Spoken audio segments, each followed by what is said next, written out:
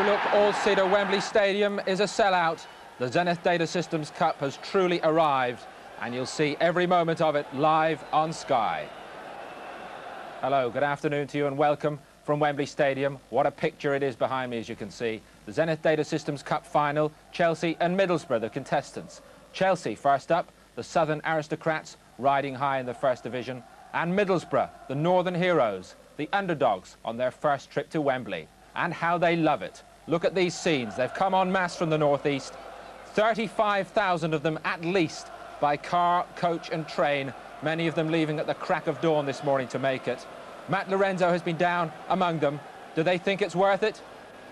1990, already the year of the sporting underdog. If Douglas can beat Tyson, if England can beat the West Indies, if Sheffield Wednesday can win a match, then why can't Middlesbrough beat the favourites here this afternoon? Got every chance. They're going to win. They're going to win. What makes you so confident? Because I'm there every week and I know they're going to win. We got them beaten. We're just confident. We're the army. We look after the army. It's something of a party for you, isn't it, today? Sorry? Something of a party for you today. Most definitely is, yeah. When did the party start? About 6 o'clock this morning. For us, I'm so curious, down about Friday night for everybody else. We'll be here all weekend. Tomorrow morning. Till next weekend. Does this really look as if we're underdogs? Just look around you. Look at all the red and white around there. Are we underdogs? No chance. When did you come down? This morning! Straight away, as soon as we got up. Yeah. And you going back with the cup? Too right we are! Too right! Too right! What's the score going to be? 3-2! 3-2! 3-2! Couple for Bernie Slaven? Yes! Yeah. Okay, well, you've also got a secret weapon up your sleeve in the form of your own private bugler. Let's have a blast from Lee.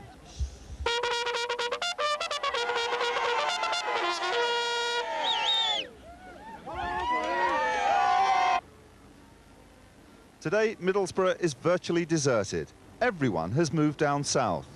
Of those who are left, the ones with Sky dishes are going to be very popular indeed. All week, the souvenir business has been booming. T-shirts, drinking mugs, even the obligatory record, Borough's going to Wembley. The local baker certainly doesn't think Borough's hopes are pie in the sky. Tickets are all sold. No one's going to miss the big day, especially Alice Coppinger. She's 93 and she's planning a special celebration. Come home and thank God. Should everyone, if I might get drunk if they win tonight. No, I'll just be very, very happy for the team because they've worked hard. We've been unfortunate, but they can do it. Well, there's one lady who's waited 93 years for Borough to get to a Wembley final, nearly as long as Borough themselves. There'll be some hearts broken if they don't win this afternoon. Thanks, Matt. Won't be for the want of trying. With me here in the studio, Laurie McMenemy once again. Laurie, welcome. The fans, many of them from your part of the world, of course. Yes. It's fantastic to see the glory being spread around a bit, isn't it? Well, it's a great day, and I mean, anybody that says it wasn't a big cup should be here today, because it's every player's ambition and manager's ambition to walk out that tunnel, and even Alice would love to be here. You see how it means there's so much to so many people, and inevitably the sun's shining. We've had rain and hailstones even on the way in here, but you watch, as soon as they come out that tunnel, the sun will shine. The emotional factor, we saw a Scotland rugby team lifted through the roof at Murrayfield because of the emotion that the crowd lifted them with. Can this Borough crowd do the same thing It today? means so much to people, you see, and Chelsea supporters as well. It just, on the day, they're the biggest clubs in Britain because they're the only two that are at Wembley. And that's where everybody wants to be. And I think we'll see good behaviour as well. You can just see that they're so happy to be here and to be part of it. And I'm a bit worried about the bugle player, like, because 6 police horses started to charge down the pitch when he sounded that charge there. But it's great. I mean, it just makes you wonder where they all go when league matches are on. 35,000, but they are saying this is good for the town. No doubt they deserve it, eh? It's an integral part of the community, and let's hope they all have a great day. OK, we've followed them on Sky TV ever since we started on the road with the Zenith Data Cup back, at the beginning of January. Some memorable moments as Borough went on the way to Wembley. Aston Villa in the Northern Final, for example.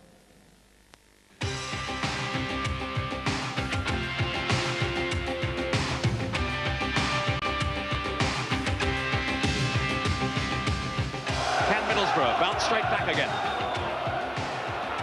The header, oh! It's gone in! Slaven was in there.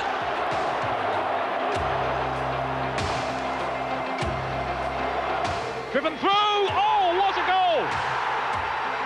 Magnificent goal!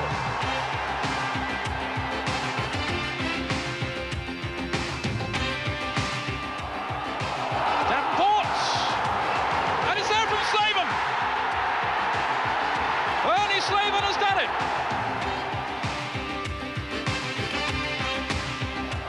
It'll fall for Kerr. It's there! This week, Borough have been relaxing in the peace of the Devon countryside, preparing for the club's first ever Wembley final. They're forgetting their relegation worries. The team talk now is all of Chelsea. I mean, they're in a tremendous position in the league. Fourth, I think, the line in the league, and they're going extremely well. But if you look at our performances in the Zenith Cup, we have matched anybody. And if we can take that performance into the final, then I think we're in for a hell of a good game, an attacking game of football. Yes, Colin Todd's the Borough manager now, replacing Bruce Rioch since the victories over Aston Villa. And Todd's handling the Wembley build-up very carefully. Country walks and a spot of golf. Let's just hope the keeper, Stephen Pears, gets closer to the ball today. Oh! Jack Nicklaus clearly doesn't have to start thinking about a new career just yet. Laurie, you've done it here at Wembley, leading a team out as underdogs in a cup final to win it. How did Middlesbrough do it today? Well, I believe that it's possible. That's the main thing, and they forget all the hype, and the important thing is that they've got to enjoy the occasion. The dressing rooms are 4 times bigger than they ever sit in. Everybody's got a bath. The tunnel's longer than anyone will ever walk up. There's more people here than they've ever played in front of before. Somebody is going to shake the hand. There's all sorts of officials running around, all get in on the act. But at 3 o'clock, or whatever time the kick-off is, they've got to remember it is a game of football, 11 against 11, and it is possible for them to win. OK. All they've got to worry about afterwards is Chelsea. They're the team coming out of the other dressing room. After this break, we'll be meeting Chelsea and finding how they got to Wembley. See you in a sec.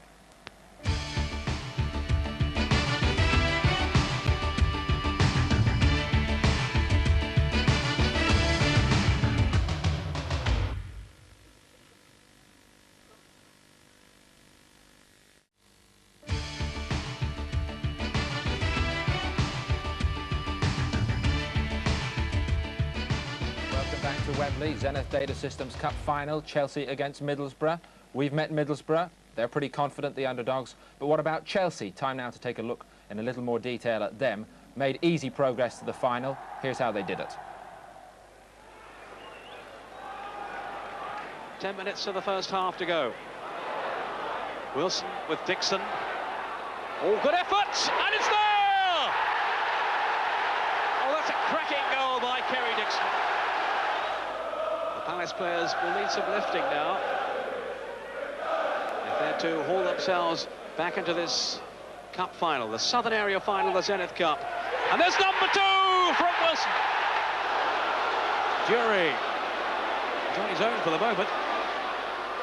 Still Jury. Almost squeezed in. Now it has. And Bumstead has got it.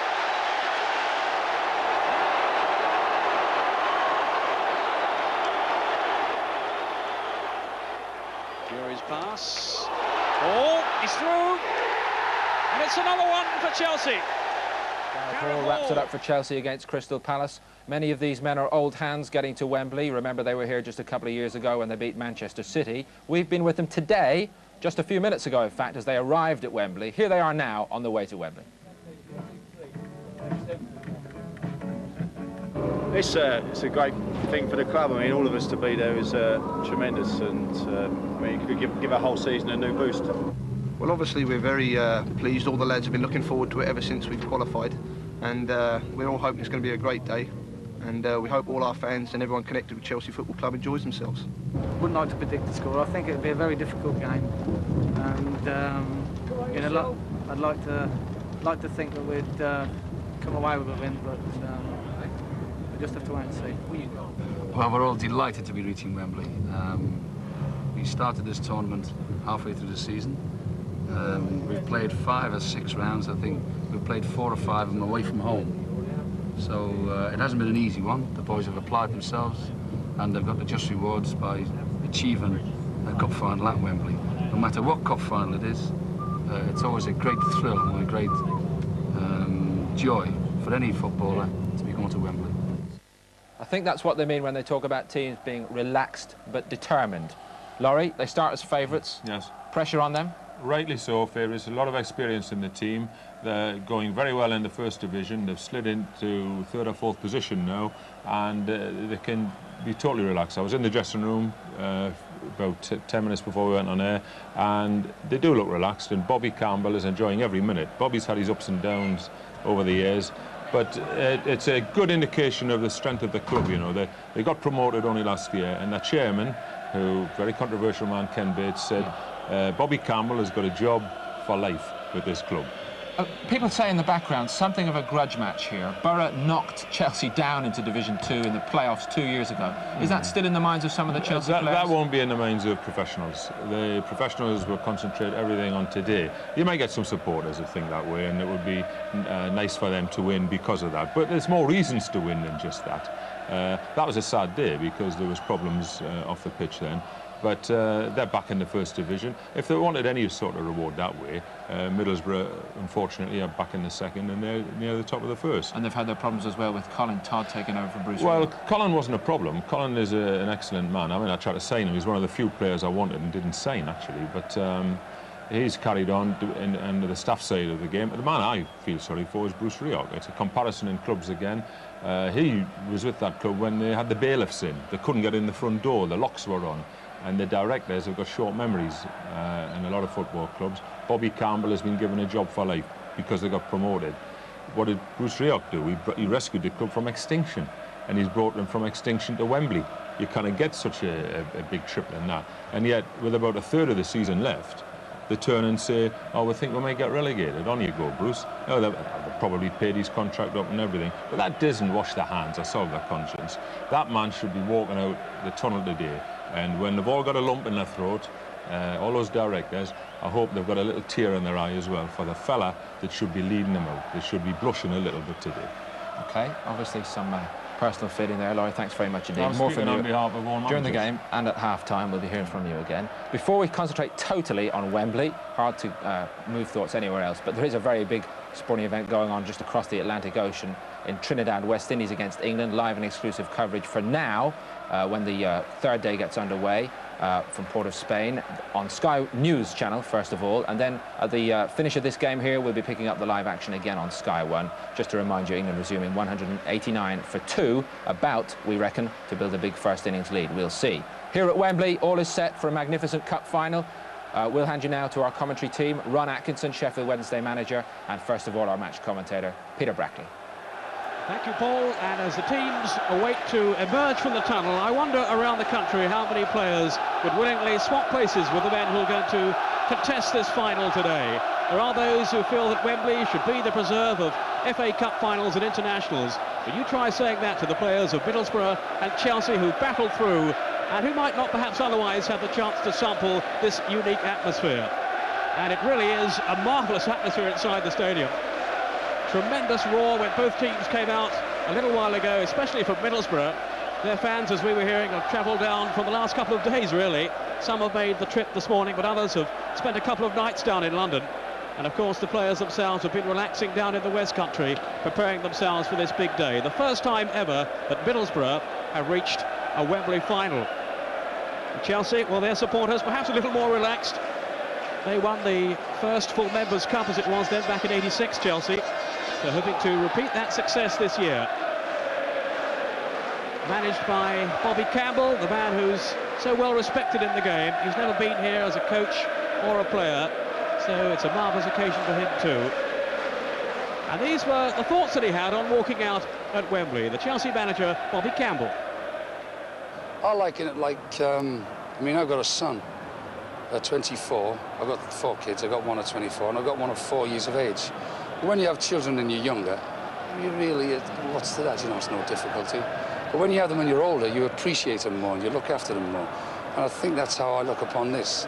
It's been a long time coming, and we've all worked very hard for it, and it tastes nice.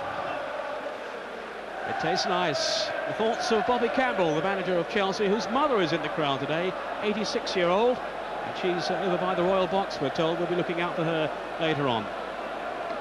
Well, Ron Atkinson alongside me here. Your thoughts on Bobby Campbell, a man who is so well respected in the game, and what it's going to mean for him today.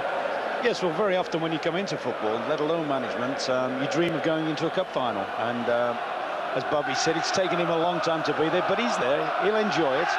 He comes out with probably the hottest favourites, I would guess, since Leeds played against Sunderland.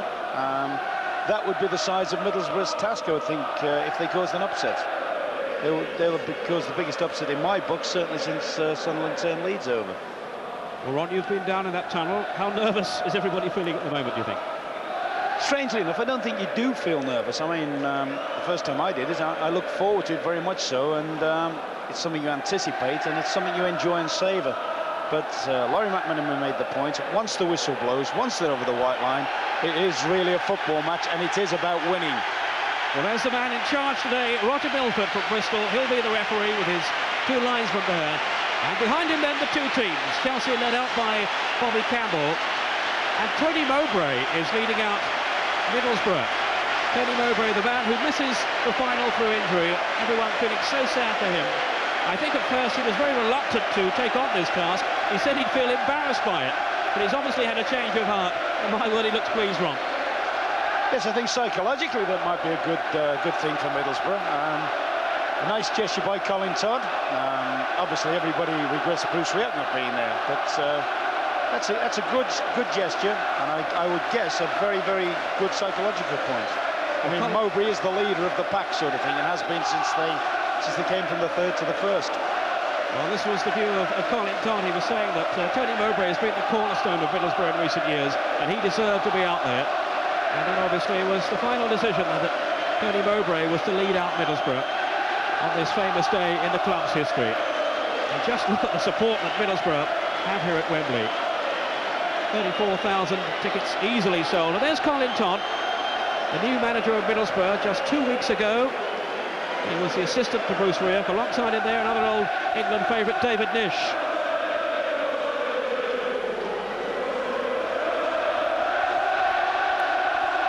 Cracking atmosphere around the stadium as the two teams prepare to meet the guest of honour today, Joe Solari, who is the president of Zenith Data Systems Europe. He's an American football fan. I don't know what his interests are in English football, but I'm sure he's going to enjoy this occasion today. He's a fan of the Chicago Bears, I'm told. The players just limbering up in readiness for the presentation. He'll be a bit disappointed Graham Roberts isn't playing them well. Graham Roberts, I'm told, is here today, the player coach who's had his disagreements with Chelsea. He's out injured anyway, so Graham will be part of the day, but sadly for him, not part of the side. Tony Mowbray will be introducing the Middlesbrough players to Joe Solari, and he is also there Bill Fox, president of the Football League too. And this competition really has come on in leaps and bounds, and we're all indebted to Zenith for their contribution this season. Mark Proctor is the captain of Middlesbrough today in the absence of Mowbray on the field. It's Paul Kerr, one of the substitutes for Middlesbrough. Bernie Slaven, he's going to be a key man up front, and also Stuart Ripley back in the side. There's Peter Davenport. And the goalkeeper, Stephen Pears. Always a nerve-wracking occasion for goalkeepers.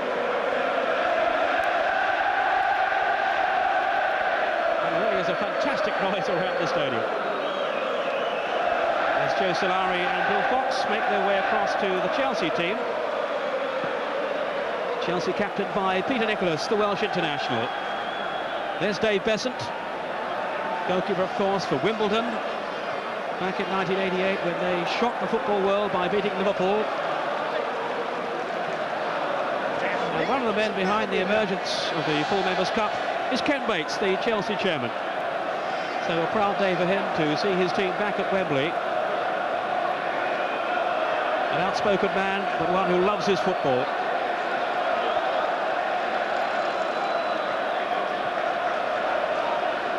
And there's referee Roger Milford. I was talking to Roger beforehand, and he was really intending to soak up the atmosphere and hopefully keep a tight ship too.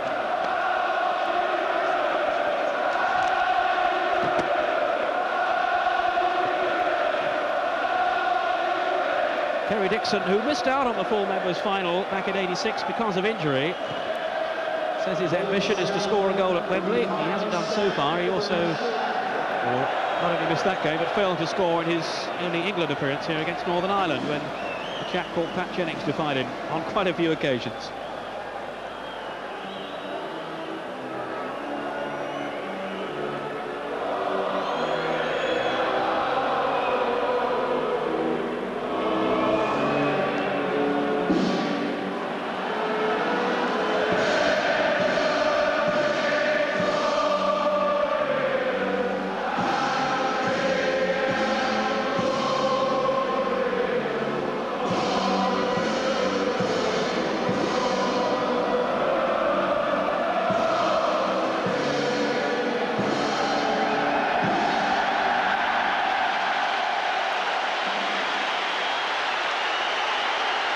So the two teams break to their respective ends.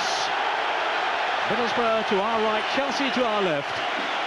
And the sun shining brightly down now on Wembley. So let's go through then the two teams for you. Here's the Chelsea lineup.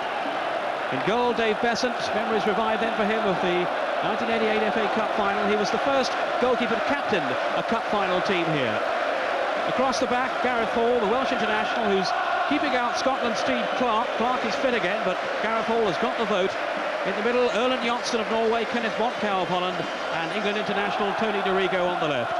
Three in midfield, Kevin McAllister, the man who's been playing so well lately, and two experienced men alongside him in the engine room, John Bumstead and Peter Nicholas. Bumstead, who played in the Full Members Cup winning side of '86, and Nicholas, for all his years in the game, featuring in his first Wembley final.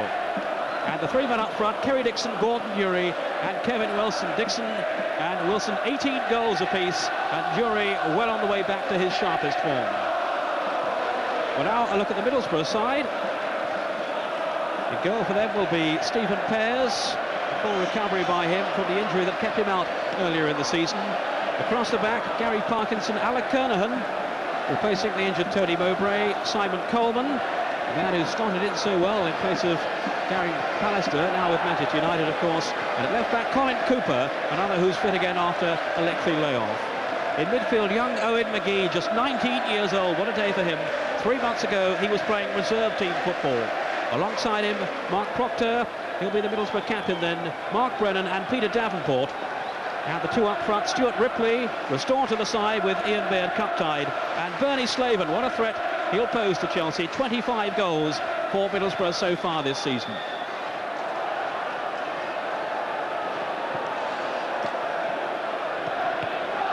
Here's the referee then, Roger Milford from Bristol, experienced referee.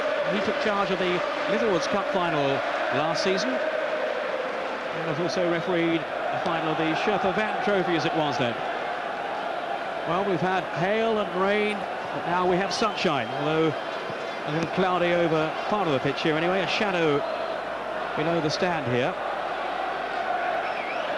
as the formalities continue before the kick-off. Well, Ron Atkinson, we've had the year of the underdog so far with the likes of Tyson, the England cricket team, Desert Orchid beaten. Can it happen again today?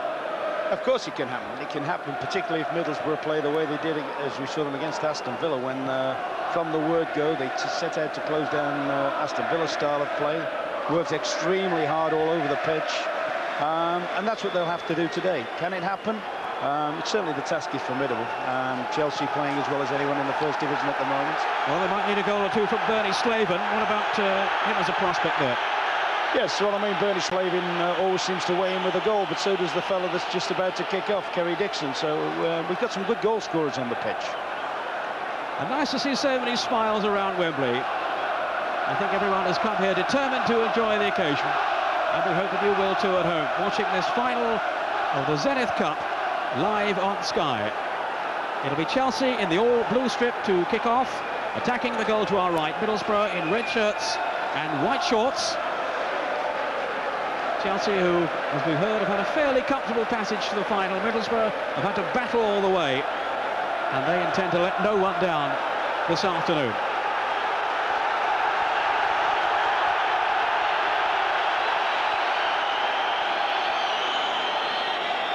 Roger Milford just checking that all is well.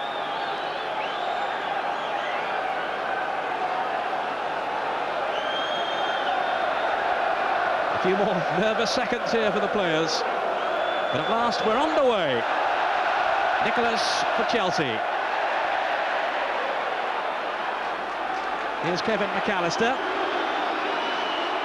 Gareth Hall, perhaps a surprise in some people's eyes that he's in the team ahead of Steve Clarke.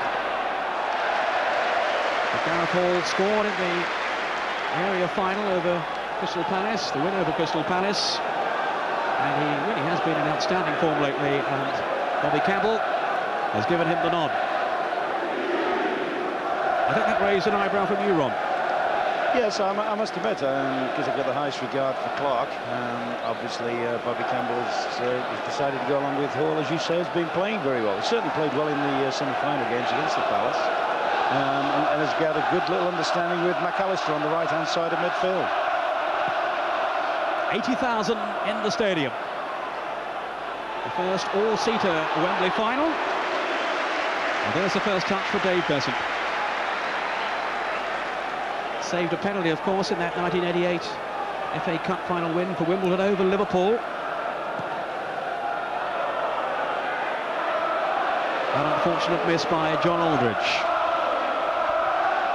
Here's Wilson. I think the balloon got in the way there. But here's Davenport. And his skills will be important for Middlesbrough. And as we expected, they pushed Ripley up front with Slaven, with McGee wide on the right-hand side and Davenport probing from the left. Stuart Ripley, who has exceptional pace, but hadn't been a regular in the side since the arrival of Ian Baird, who's cup-tied.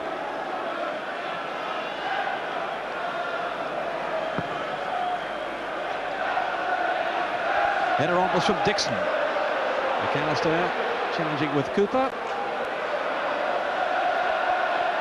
Way by Kernahan. This is Hall. Now Brennan. And the tackle was an unfair one. So free kick to Middlesbrough. His league form has certainly stepped away since they won through to the final. But they had him around this success in midweek at Plymouth. And of course their priority is to stay in the second division. Yes, much as they want to win today, in the words of their chairman, this is regarded really as a family wedding, a day out for them. And Tony Mowbray, well, I'm sure everyone is delighted to see him here, even though he's not actually taking part in the game. Proctor to Ripley. And Davenport here in support. Good tackle though by Hall. That will do his confidence no harm. Davenport taking the throw quickly. Ripley trying to squirm away from Hall. And again, that was determined defending from the Welsh international. Brennan. Too long, over the head of Montcow and Slaven. Safely through to Besant, who was hoping to send Wilson away. But composed defending this time from Parkinson. So the two number twos making their early mark.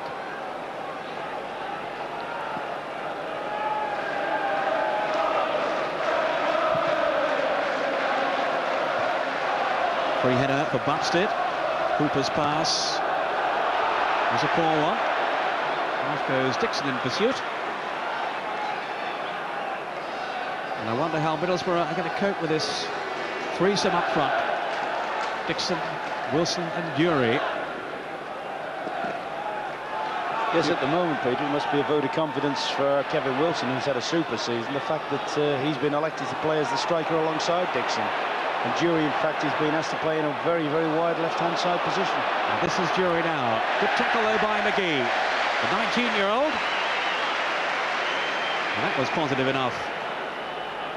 Product of the youth training scheme at Ayresome Park. Proctor with the pass, finding Slaven. That's Buxton. biting in with the tackle, and again. They're the two anchor men, Bumstead and Nicholas, in the midfield for Chelsea. They're going to win possession for them, as Colin Todd will be only too well aware. And he'll be hoping that marking is tied at the back too on these troublesome Chelsea strikers.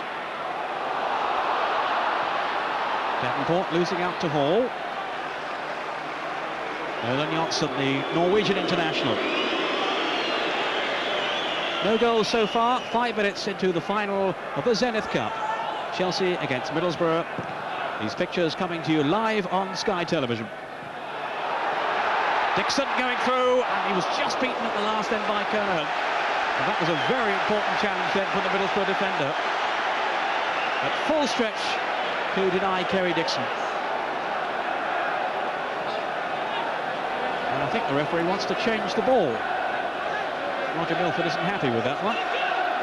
So the first substitution of the game is made, and it's the football. But I think that you saw straight away there, Peter, that Kerry Dixon signalled his intent. He will represent the main threat, as we've seen in other games that Chelsea have played the part in. Middlesbrough, 2 young central defenders. Coleman's been very impressive in the run-up to the final. He'll need to be bang at his best today. Here's the corner then, to be taken by Nicholas. Monkow on the near post. It's flicked on by Dixon. Oh! Dury's shot was charged down. Away goes Ripley, but Middlesbrough so nearly conceded a goal then. Dury with the shot after Dixon had headed it on. Middlesbrough breathe again. As Dorigo cuts the ball upfield, Kernahan underneath it. Under threat though from Dixon, and he's got away from him. And Coleman just managed to steer it back. With my word, Chelsea are testing out these central defenders. Here's the corner again. It was over Monkow, and it's Dixon who flicks it on there. And there's Dury with the shot, and pierced it well. Sometimes that's the sort of situation that cup matches are won and lost on. And for Mark Stephen pairs, they stood up brave, looked at it all the way. An excellent strike from Dury. A ploy they use an awful lot. The touch on at the front post off a corner by Dixon. Dury finds himself in space. Davenport to Proctor. Right across the face of the goal, but beyond Ripley, who was in there. Looks as if Bumstead might have got an injury there. Mark Proctor sliding the ball right across the area, but unfortunately for him, no one on the end of it. Without his captaining Middlesbrough today, in the absence of Tony Mowbray, milking the occasion from the sidelines. Coleman's header, Davenport scrapping with McAllister and Dury, who was a little casual then, Dury. Monkow. What an impressive figure he's been, Kenneth Monkow, the Dutchman. Chelsea now playing with 4 at the back rather than with the sweeper system they adopted earlier in the season. And what a contrast in the league positions. Chelsea 5th in Division 1, Middlesbrough right down there, hoping to stave off the threat of relegation in Division 2. McAllister. Now Hall. Too long. The cross was overhit. So respite for Middlesbrough. A rather blustery afternoon, and still the occasional fall of rain. I think it's just spitting at the moment. You mentioned there about John Bumstead, Peter. He certainly hasn't looked happy since that situation when he slid in, and just suspect he may have just tugged at a little hamstring. This isn't the sort of pitch where you want to be running around with pulled muscles. It's a stamina sapping surface. The pitch, though, in excellent condition at Wembley. And they do say if you can't play here, you can't play anywhere. Slaven. He's done well, wriggling past. 2 tackles then. And Borough have got players up. Oh, but the pass was well wide of the target then, Davenport. Actually, the encouraging thing for Middlesbrough would be if they can establish a grip on the game. Their style of play is best suited for playing at Wembley. I mean, they're a passing side. They're not one of these sides that just waft the ball from one end of the field to the others. They do play possession football, and that's the sort of football that normally is successful on this corner. Dorigo to Monkow. Johnson to Hall.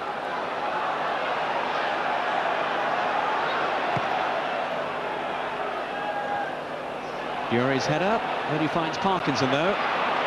He was quickly dispossessed by Kevin Wilson. Dorigo.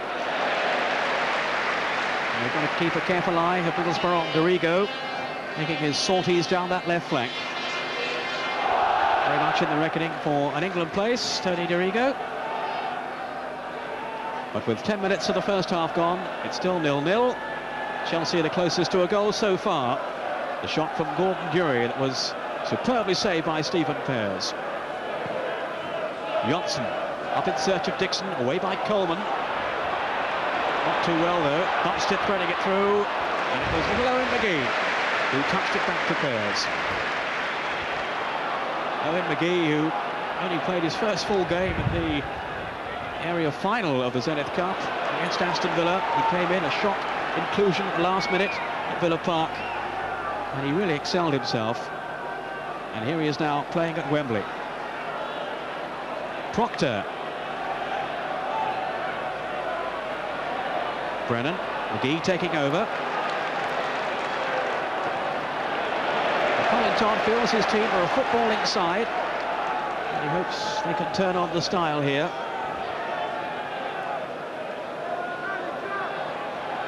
Bobby Campbell, an old score to settle. It was Middlesbrough, of course, who sent Chelsea down in the second division 2 seasons back when Middlesbrough went up to the first. A dramatic playoff situation. So a little bit of revenge on the minds of Chelsea today. Certainly don't appear to be overawed, do they, Peter? They've come here to enjoy it. They've come here to play their game, which is passing the ball around. And at the moment, okay, they've had one hard flutter from Durie's shot, but they've settled down fairly comfortably. Here's the free kick, and it's Kernahan, and a goal! Oh! Well, I thought it had gone in then from Slaven, and somehow he failed to turn it in. It seemed impossible that he could miss then. Kernahan challenging. Well, the one player you would bet money on in this country, that's his scene, isn't it? Little tap-ins, anticipated the header from Kernahan. And really, they should be winning the lead now. Here's the corner taken by Proctor. Back in by Davenport. The whistle's gone, though, for an infringement. But Bernie Slaven then, well, he really should have scored goal number 26. It seemed he just had to score. The free kick was floated over superbly. Good free kick here. Kernahan's lost his marker. Good free kick. There was a suggestion at one stage of handball on Kerry Dixon. It looks very much. Nicholas has done well, though. Perhaps we didn't give him enough credit in the first place, Peter. Nicholas has done very well to intercept that. Full marks to Nicholas, who got him just before Slaven by the look of that. I must confess my initial reaction was that Slaven had miscued it completely. So some sturdy defensive play then by Peter Nicholas. And both teams now have had a good chance. Here's Durie. Parkinson, though, sticking well to him.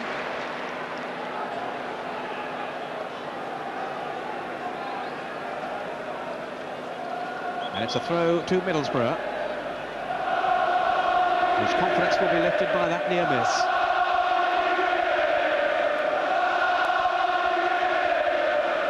McGee, Parkinson. They say football's a strange game of fortune. I was just looking through the Middlesbrough team list now. 4 of their side that are playing today were actually playing against our reserve team 2 weeks ago, out of the magic circle, so to speak. Yes, they are missing Middlesbrough, 1 or 2 more established names. Trevor Putney, I was talking to beforehand, on crutches. I told him he was wearing number 6 today, and he had to look at the programme to make sure that he wasn't. But he's certainly here to enjoy it anyway. Now, what can Chelsea do from this free kick here? Nicholas is there, and Dorigo. Moncau has come up from the back. Dorigo's kick. Coleman didn't really get it away, and it was Buxted with a shot. Appeals for a penalty. Roger Milford says no. I don't think the defender could get out of the way there. Blasted in. And it's a corner to Chelsea. And you have the feeling that we won't be waiting too long for the first goal in the Zenith Cup final. Nicholas with the kick, didn't reach Moncau. McAllister. And Middlesbrough throw. Davenport. And they were backing into him, so a free kick. Peter Davenport, a man you've admired in the past, Ron, and he's had his ups and downs at Middlesbrough, but in the side today, and they'll be looking for some skillful touches from him. A word on Peter Davenport from Ron in just a moment as Brennan tries to force his way through. Got away from Hall. Chelsea may not have survived yet. Flags up for offside. Slaven quite clearly off then. Yes, you've said that, Peter. He has had his up and downs, Peter Davenport, but a very, very skillful player. Good pace, playing in this position on the left-hand side. He's capable on his day, and you know Middlesbrough fans will hope it's there. He's capable of destroying any side single-handed. But immense talent. You, of course, signed him from Manchester United. He didn't really come off at Old Trafford, did he? No, he scored about 17 goals in about 35 games, I think. What a nightmare. Ron, of course, who hasn't made a bad signing now since, what time is it? And then get $250,000 extra for him. Really bad signing. McGee to Slaven.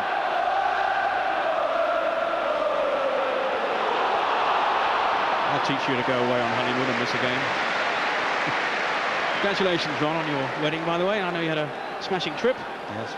You've come back nice and suntanned. Didn't miss you, Peter. Didn't think you would. For about a second. Kernahan away. Nicholas for Chelsea. Now here's Davenport. Johnson comfortably there before Bernie Slaven. Well, Laurie McMenemy, watching from the studio, what are your thoughts on the action so far? I think Middlesbrough have started exceptionally well. They've had the one let off, and as Ron said, that's the sort of save with the keeper's legs that win or lose cup ties. I was thinking exactly the same thing, and they're certainly not overawed by the occasion. And we've got to remember that they have, with Mark Proctor and Peter Davenport, and of course Bernie Slaven now, good experienced players who can turn a game on their own, and it's a good cup tie now. And a pretty even one, certainly. Chelsea with that first chance, but Middlesbrough have come bouncing back strongly. And the win taking that one all the way through to Stephen Pears. They just get the impression that Chelsea have worked on that in their build-up, that they're not going to be afraid to just hit one or two high balls into the heart of the Middlesbrough defence. Whether they feel with Mowbray missing that there's a certain vulnerability about the younger defenders at Middlesbrough, I don't know, but certainly they look as if they're going to toss a few balls in and test them. Here's Ripley for Middlesbrough. Slaven, it's quite a week for him. He plays for the Republic of Ireland, his debut in the week against Wales. Although he's a Scot, has grandparents who are Irish.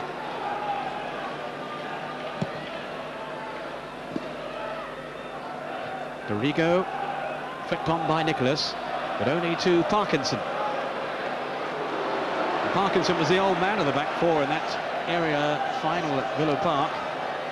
22 years old, but they had young Nicky Mohan playing as well instead of Mowbray. And McGee was at left back. And Coleman's not exactly a veteran. Here's Parkinson now to Proctor. Vastly more experienced, of course, Mark Proctor. Slaven's tackle, and they're setting about their task with a real panache of Middlesbrough. Moncau. Dorigo. He has Hall in space here. Now for Johnson.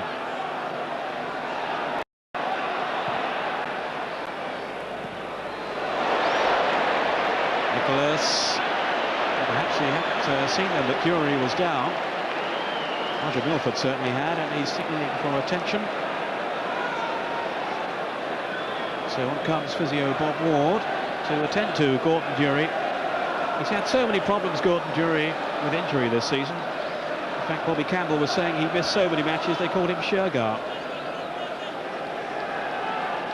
Let's hope it's not too serious here. Gordon Dury, who's such a valuable player, of course, for Chelsea. 24 years old now, and very much in the thinking of Scotland manager Andy Roxburgh for the World Cup, and he scored the only goal for Chelsea anyway in the match against Middlesbrough in those playoffs. Middlesbrough having won the first leg 2-0, and Chelsea managing only the 1 goal in reply. But they can ill afford to lose him, Ron. Gordon Durie. No, he is, as you say, a super player. Not had the best fortunes this season with injury. What they have got, they've got an excellent replacement. In fact, if Clive Wilson has to come up, which it doesn't look as if he's going to do. But if Clive Wilson does come on, at least he's a natural left-sided player who'll slot into his position automatically. And of course, when Durie was out injured, Clive Wilson was in the side, playing on the left side of midfield, with Kevin Wilson and Dixon pushed up front. But hopefully Durie's okay. Almost now at the halfway point in the first half. I don't think Durie knows that at the moment. Or does he? No, he seems okay. Well, let's hope so. He was certainly winded. It's an interesting statistic. I don't think you see too many players come off in cup finals either. He'll be very anxious to stay on. And what an excellent start we've had to this game. Chances at both ends. But so far, the Zenith final without a goal. Johnson cleared it. On then from Kevin Wilson, trying to find Dixon. Here's McAllister. Now Gordon Durie and Kevin Wilson. They continue his run here. He has McAllister and Dixon in the middle. Blocked by Kernahan, and it came off Kevin Wilson. So a goal kick to Middlesbrough. Yeah, that's more the style I'd like to see Chelsea adopting. That's the best little pocket of football they've played since the start of the game, I think. Some bright interchanging between Durie, Wilson and McAllister, and some good accurate passing. Kevin Wilson, who's just signed a new 2-year extension to his existing contract, so he'll be with the club really for the rest of his career. See, one of the things as well, Peter, that will be getting to Chelsea, that they know they're red-hot favourites. They've been here before. Everyone except the Middlesbrough fans expect them to win. If the game was to go like this and Middlesbrough would continually knock the ball about and gain a fair bit of possession and keep picking at them, then there's a fair chance, you know, the Chelsea boys might just get frustrated and might start doing things that perhaps are not natural to their way of playing. What do you think's going through the mind of Colin Todd at the moment, the man who's come in at the last moment, really, just 2 weeks in charge of Middlesbrough? How do you think he's feeling down there on the bench? I think he'd be very, very happy. I mean, he's had the one little flutter when Durie's had the shot Stephen Pears has blocked. In a funny way, that works for you. You sit there and think, well, maybe it might be our day. And it certainly pepped them up. And Colin Todd can't keep still down on the bench.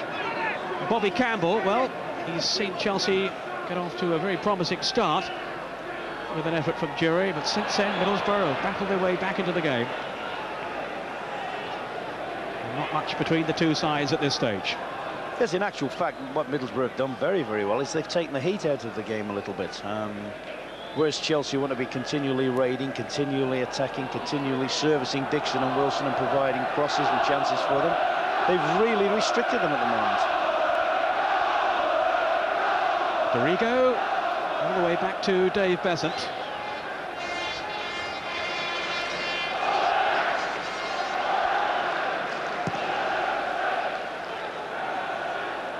On from Dixon, off goes McAllister. And he was fouled then by Colin Cooper.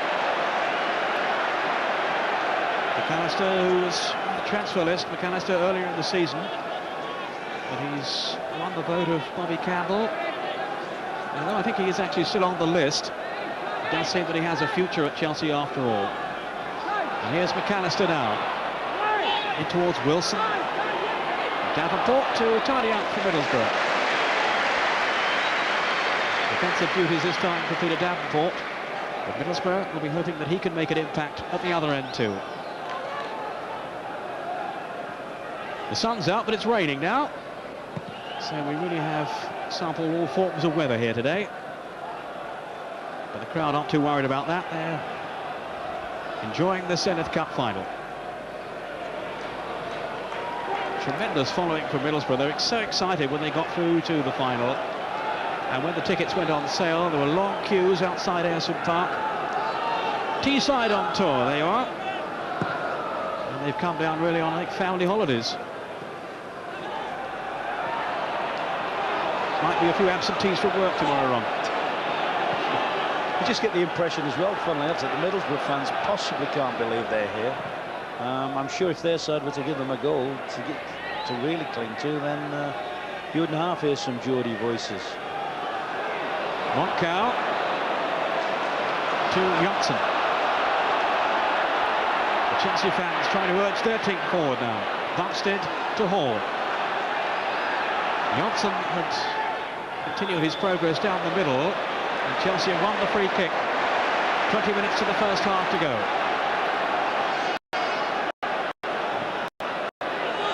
Might be a chance for Nicholas to blast one in from here. Johnson is there too. And Tony DeRigo as well, who's got a pretty powerful shot. Middlesbrough have all 10 outfield players back defending this free kick. Roger Milford making sure that wall is the requisite distance away. 5 in the wall. It's DeRigo. Oh, it's a goal! Pear's got a hand to it, but he couldn't keep it out. And Tony DeRigo has blasted Chelsea into the lead. Pears is furious with himself, and he'll certainly be disappointed. He got a hand to it. DeRigo struck it well, but Pears couldn't draw it out. Yes, who do you give the credit to DeRigo for a lovely swerving shot, or maybe just, as you say, maybe just say to Stephen Pearce, possibly ought to have done better, son? I think he felt so, Ron, didn't he? Yes, I think so. He got a good hand on the ball, good shot, good struck shot. There was a little dummy just beforehand from Johnson that may just have thrown Pearce slightly, but he'll be a bit disappointed with Stephen Pearce that he hasn't palmed that one over at least. So 25 minutes gone, and Chelsea, the first division side, are in front against Middlesbrough. And this will test the character now of the second division side. Tony DeRigo, the goal scorer for Chelsea, doesn't score all that often. That's his 4th of the season and his 1st in this competition. The Australian who's made his name in English football, Stephen Pearce, well, I reckon he's going to be disappointed. He certainly got a hand to it,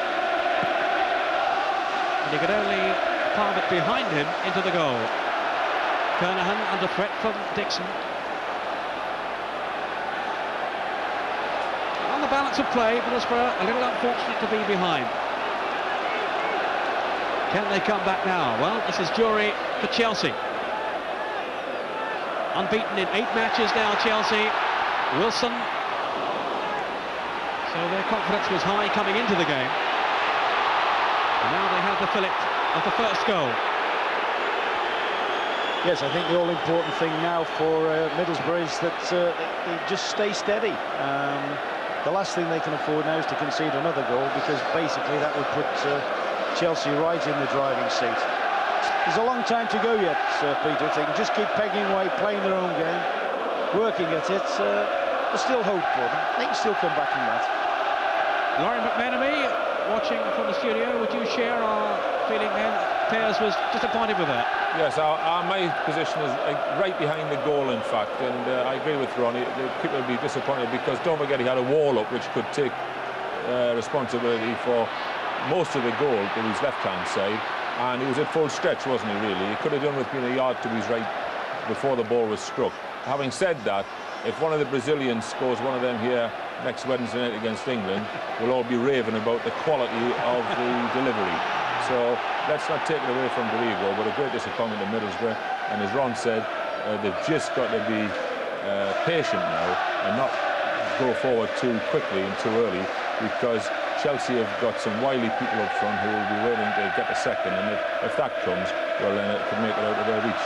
McGee with a cross in towards Bernie Slaven, and Bessett had to tip it over the top, with Slaven marauding just behind him.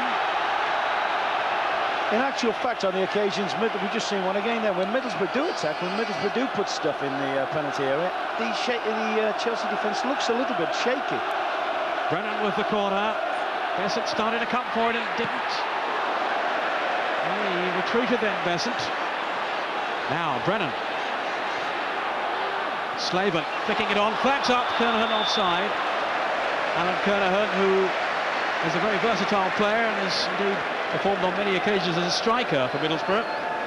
So he was in a familiar role then, but he was offside.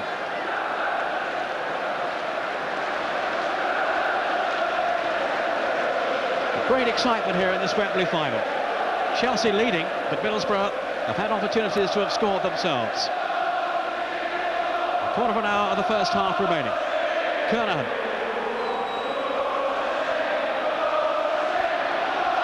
Good play by Parkinson. Proctor to Brennan. Using the whole width of the park here. Now Davenport.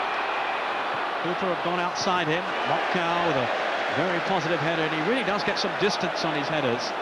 And he's a player who's impressed me immensely, Kenneth Montcow, the Dutch defender. Arrigo. Dury. Good tackle then. Parkinson timing it perfectly. Just to bring you briefly the news of the Test match over at the West Indies. No play so far. The start has been delayed. England, of course, in a very strong position, but they can't get on with it at the moment. And it's Chelsea who are in the stronger position. I wouldn't say it's that strong yet. It's certainly the healthier position in the Zenith final. The only goal so far scored by Tony Dorigo.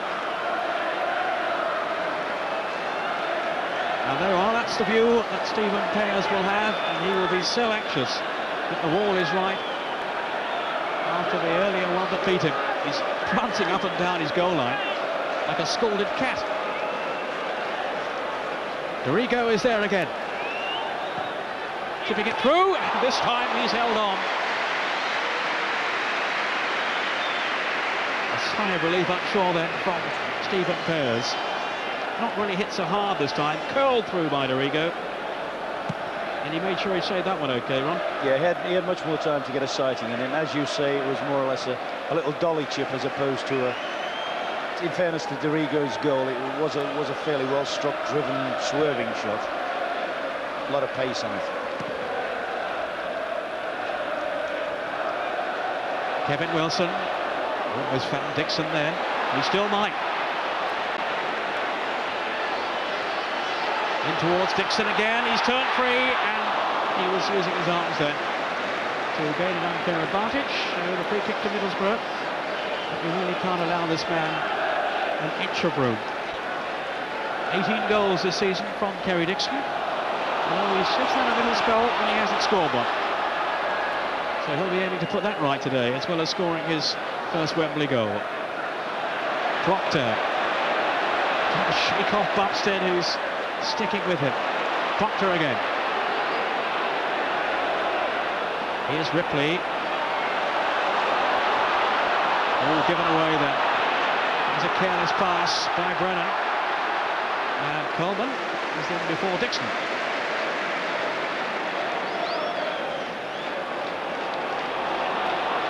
Parkinson. Off goes Ripley. Released though by Dorigo. Ripley with few opportunities to show his pace as yet. McGee. Beaten low by Bumstead. And that was a late challenge there by Parkinson, which may well earn him the yellow card. Yes, it's going to be a booking, I think, for Parkinson. It was a bit late then, Ron. A bit late, I don't think he's arrived yet, has he? You're talking about Ripley, and as we saw against Aston Villa in the semi-final, he was the main threat, I felt, for Middlesbrough. He's got a little bit of a problem today because a lot of his best work is done down the right wing. He's a better player playing through the middle, working out towards the right-hand side of the field. But of course, he's going to come against Dorigo today, who's probably as quick, if not quicker, than him. So he has got a little bit of a problem in making those penetrating runs behind the left-back area. And it's Tony Dorigo's team who are leading here. There he is, scorer of that Chelsea goal.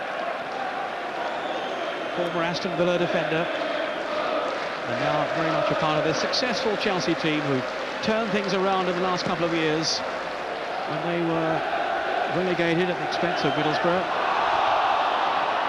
To stay with the play for a moment. It's Bumstead. to Nicholas.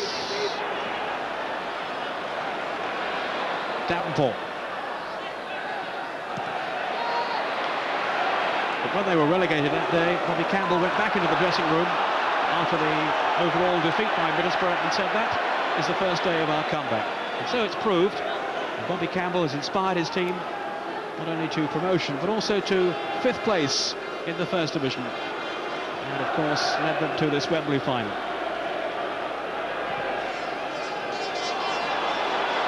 And we promised Bobby Campbell we'll try and show you a shot of his mum somewhere. Up there in the stand, 86 years old, and she never really leaves Liverpool apart from going to Lourdes.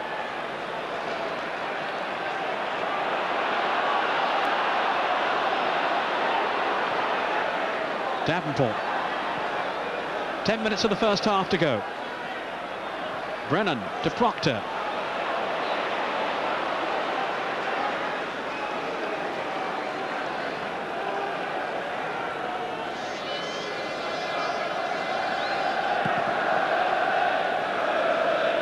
Ripley with Montcow, who towered above him. He does look a good defender, Montcow, Ron, doesn't he? Yes, I think both him and Erland Johnson have settled in very well to the English way of playing. He was particularly suited. He was one that the sweeper system did favour very much, probably because in Holland, you know, he'd have been well used to that way of playing. But now in playing basically in the normal flat back four, he does okay. Davenport. Here's Slaven. Out of play. It's a throw to Chelsea.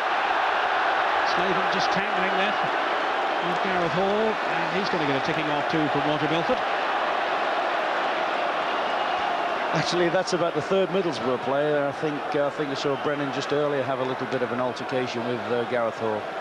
Fiery little Welshman who believes in making his physical presence and making an impact on the game that way sometimes. But as you've said, has deservedly won his place on the Chelsea side and done very well. A gritty little performer. And obviously determined to hold on to it. Colin Todd wondering if his team can find an equaliser before half-time. At the moment, they have some defending to do. Nicholas to Dorigo, just managed to keep his feet, but not before McGee came sliding in with the tackle. Montcow finding Hall.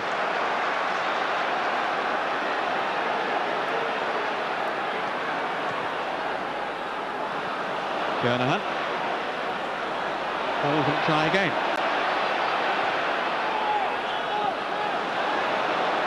Here's Brennan. Now for Ripley. Always giving it away to Montcow. That was clumsy. Dorigo. Nicholas from Montcow. Chelsea spraying their passes around here. Dorigo. Dixon had gone down the middle. Shouldered it well too. Fury. Cross in was from Dixon. Little McAllister was in there. Nicholas. Good covering offensive play though by Brennan. Very quickly closed down. Mark Brennan, who scored a cracking goal in the week at Plymouth, and of course also scored that dramatic late winner at Villa Park in the area final. But this is Wilson for Chelsea, and is that the corner conceded? Yes, it is. Yes, at times, Peter, Middlesbrough having the same problems Crystal Palace had in the semi-final. They can't deal with Dixon in the air. And not only do they have Dixon to contend with on this corner, but also Montcow, who's come up, and Erland Johnsen. Montcow on the near post. This has gone, free kick to Middlesbrough. And Middlesbrough certainly had their share of the play in the first half. But trailing, for the moment anyway, a goal to nil. The goal from Tony Dorigo. Hall.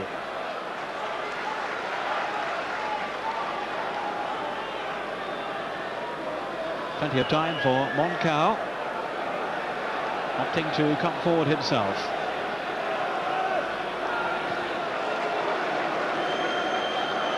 Not so Johnsen.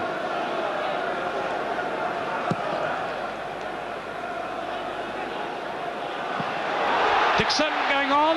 Coleman with a very important header. Here's McGee. There really is a wave of excitement around the ground whenever Kerry Dixon threatens up front for Chelsea. He's so sharp around the penalty area. 5 minutes of the first half remaining. Johnson.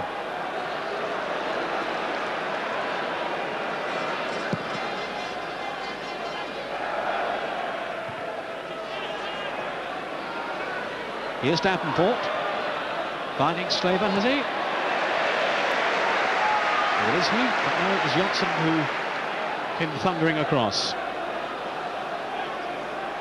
Now, Brennan. Here's Kernahan. Too long for McGee. And Chelsea's defence again dealing confidently with that Middlesbrough attack and getting one underway themselves with Dixon. And Coleman just managing to hold it back. He's got a real job on though, Simon Coleman, keeping a tight rein on Kerry Dixon.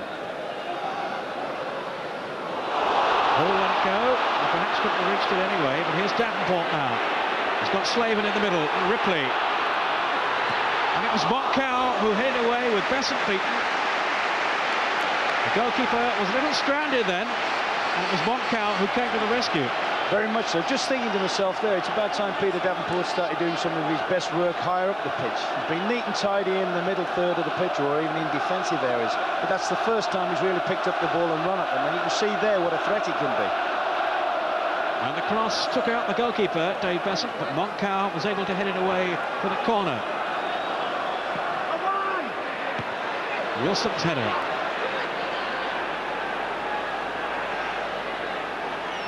Back in from Proctor, away by Hall, but it's gone straight to Coleman, who miscued. He sliced his shot, but he's got a corner that was deflected. I think there's another example, Peter. I don't honestly feel that the Chelsea defence is over-comfortable when they're put under pressure today. Well, they're certainly under pressure here with 3 minutes of the first half left. Here's the corner. Kernahan couldn't quite climb to meet it. Proctor in there with a header.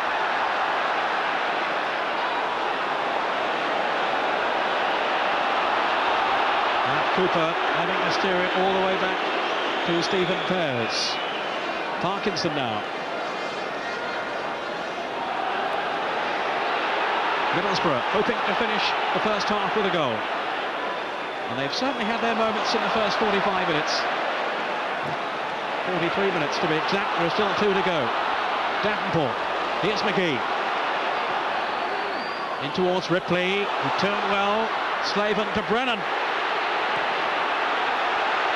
Proctor withstood the challenge of McAllister.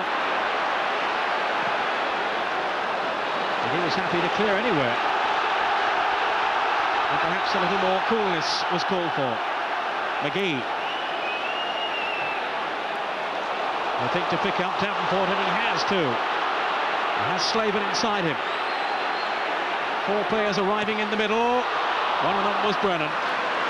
But it's a good spell this for Middlesbrough, Ron. Very much so, and it's all sparked out from the lad we were talking about earlier, playing on the left-hand side, Davenport. Every time he gets the ball, he's capable of opening up things. It's just whether mentally he wants to take this game by the scruff of the neck. He could get Middlesbrough back into the game. He's good enough to. Come on, Borough is the roar now from the Middlesbrough supporters. Pushing them by Gordon Dury. So a free kick to Middlesbrough, who are taking the game to Chelsea. Coleman taking the free kick. Finds Cooper. Ripley goes down. It's a free kick. A foul by Johnson. We're now into the last minute of the first half. It's Chelsea's turn to pull everybody back.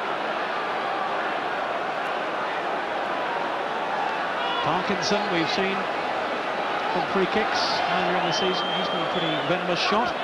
Brennan is there too, and Proctor. And they've set Kernahan forward. And it's wasted by Brennan. Not quite sure what he was thinking of there. I've got to believe he miscued that and meant to just pull it in. There was, I think it was Kernahan was coming on a run across the box, just try to put it into Kernahan's run and has miscued it. I can't believe he honestly thought Besant would be caught napping with that. Parkinson having to chase here. Only a few seconds remaining then in the first half. But I found that a little bit interesting. That would be encouraging to me if I was Colin Todd. The very fact that every time they do apply pressure, Middlesbrough, they're not comfortable. The Chelsea defence certainly isn't comfortable when there's pressure against them. Whether that's due to the fact that the central defenders have played for a big part of the season with a sweeper behind them. Off ball for the throw to Middlesbrough.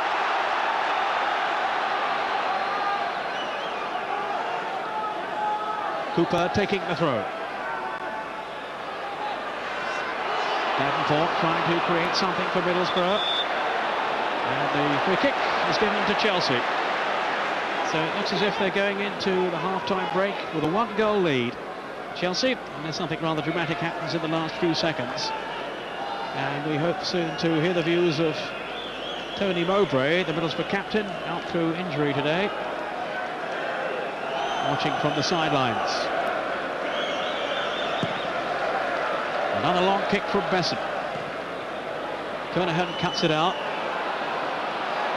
Did well there. We've now played a minute of time, headed on for stoppages. As McGee is clattered, but it's a Chelsea throw. Kevin Wilson winning the ball back fairly.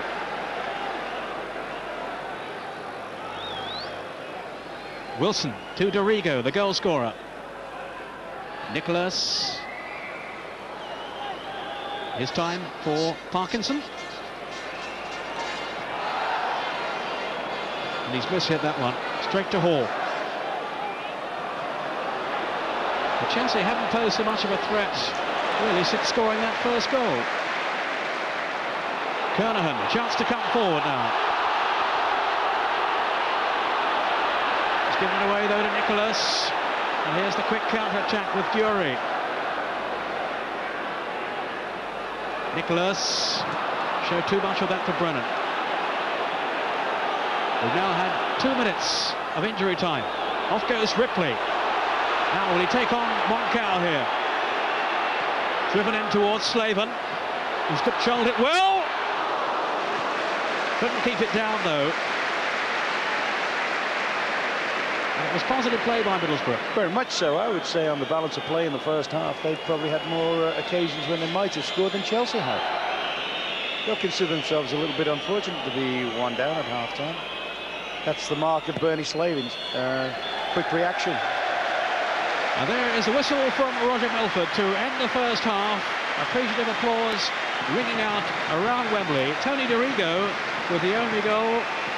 So Chelsea leading by a goal to nil, but really Middlesbrough have had opportunities and they are very much in contention in this game.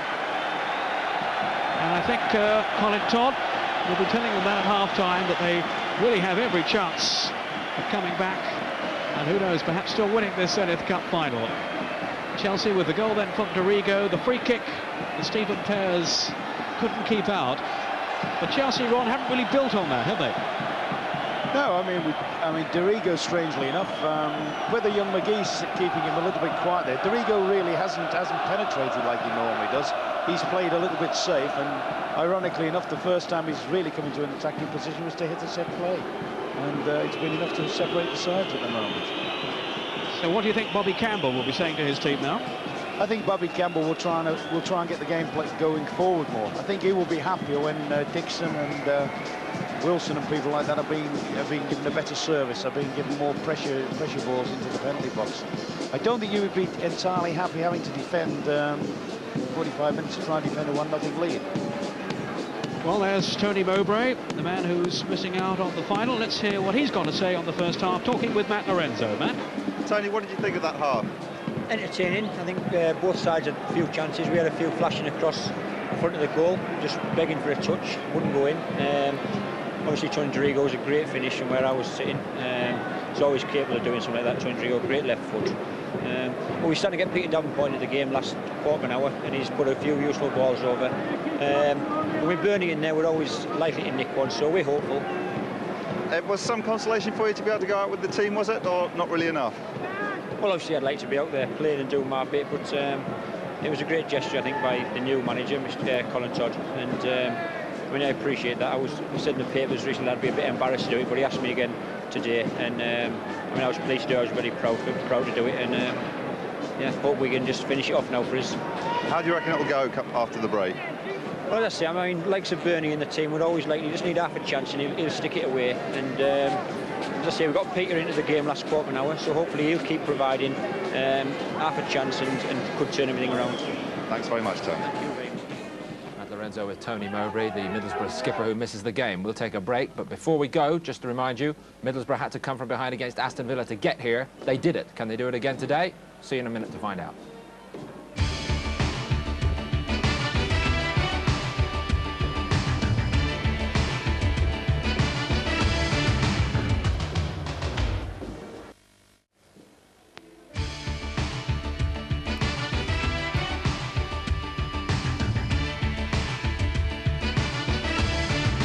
Hello there, welcome back. Not a bad way of earning a living, is it? Wembley in the sunshine, terrific cup tie on the park, half-time, Chelsea a goal to the good. With me, Laurie McMenemy. Laurie, overall impressions of the first half from you first? I think that Bobby Campbell and Chelsea will feel rather fortunate to be in front, but they've been patient, and it was a tremendously well-taken free kick.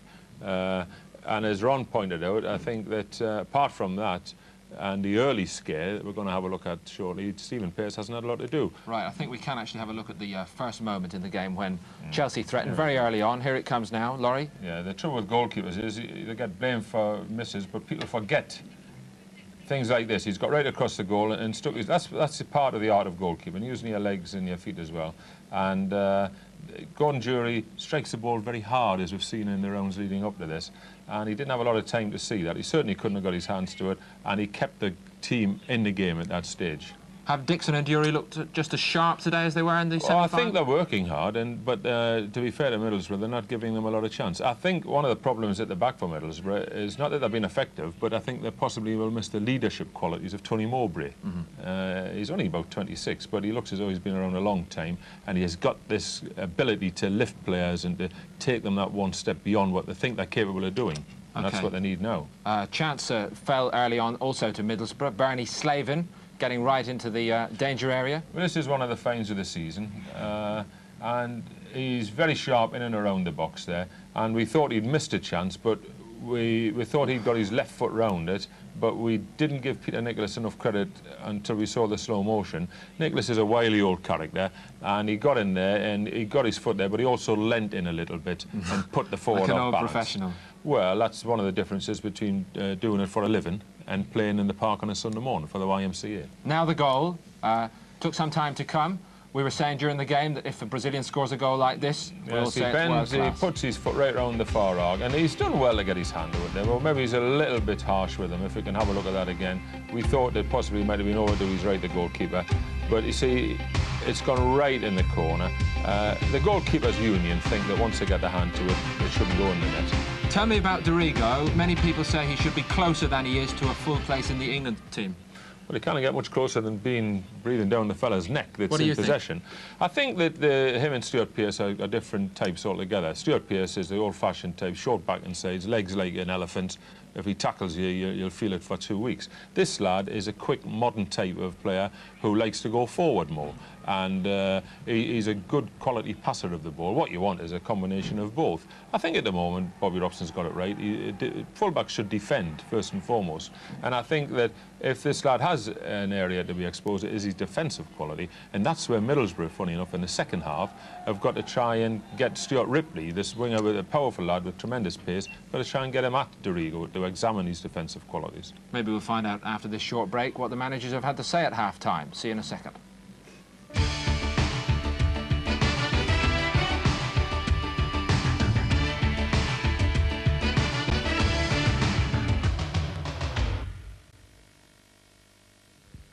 Where can you see Hollywood's biggest night for the first time, the entire Oscar ceremony live? Only on Sky. The owl and the pussycat went to sea in a beautiful coloured umbrella. They took some honey and plenty of money. Owl was such a clever fella. He took out a pension some time ago with a reputable company you probably know. Oh, Owl, what a clever fella you are. You are. What a clever fella you are. Be wise. Float into retirement with a pension from Legal & General. Feel a bit out of step with computers? Does all that jargon trip you up? You're not alone. But now Commodore business machines have introduced the PC Starter Pack. You get all the kit, computer, monitor, and 3 business programs to get you off on the right foot. What's more, there's a companion video to teach you everything. Step by step by step. Until you're really in the swing, there's free software support, plus free on-the-spot maintenance. The Commodore PC Starter Pack, available from selected stores and major independent retailers, or call 01 873 9800. The superb dessert creation that is Viennetta will reach absolute perfection if you let it stand for exactly 10 minutes. But the point is, can anyone actually wait that long? Pure white ice cream, irresistibly crisp, dark layers. Viennetta from Wolves. Could you wait 10 minutes? Could anyone?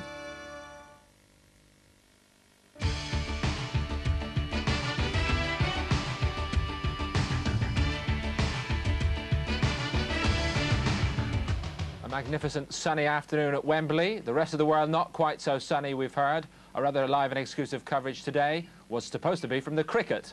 Port of Spain, Trinidad, West Indies against England, the 3rd day of the 3rd test, supposed to be starting about an hour ago. But unfortunately, I must tell you that the weather has intervened and they've had no play so far today.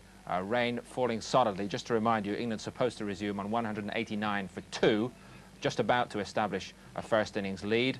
But it hasn't quite worked out that way so far. When they do resume, Messrs Gooch and Lamb will try to put England into a net balance in the test match, already leading 1-0 in the series. Back here at Wembley, Matt Lorenzo down at pitch side with a very special fan of the Middlesbrough contingent. I'll say he's a special fan. Tappy, why are you so special? I'm not so special at all, I'm just the same as everybody else. I'm just trying to raise cash for the South Cleveland childcare unit. And how did you get here then? I walked. How long did it take you? 10 days. And how much money have you raised? We don't know. We expected this 5,000, but the response from the people of Teesside has been astronomical. I think we'll go well past £5,000. And I suppose you'll be walking back then?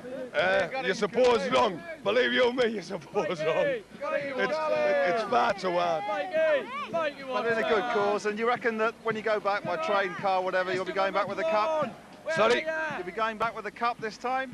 Oh, without a shadow of a doubt. One goal to chance, we were going to give them 2 start. So what's the final score going to be? The final score will beat them 3-1, without a shadow of a doubt. The fans are right behind them now. We didn't walk all this way for nothing. None more so than you. Tappy, thanks very much. Would have thought he deserved a place on the team coach going back north after this game. Here come the teams again. We'll rejoin our match commentators, Ron Atkinson and first Peter Brackley as Borough take the field again. Thank you, Paul. And we were certainly enjoying the thoughts and comments of our friend there from Middlesbrough, who's walked all the way down here.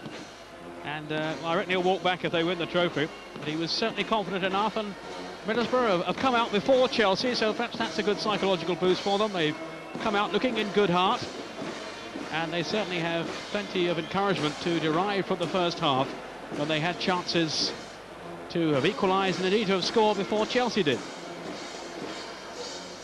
Well, Tony Mowbray is down there with Matt Lorenzo now, so let's see what Tony thinks is going to happen in the second half. Tony Mowbray, you've been in the dressing room. What's the atmosphere like? Still one of self-belief. I think we can do it. We've got a few good chances.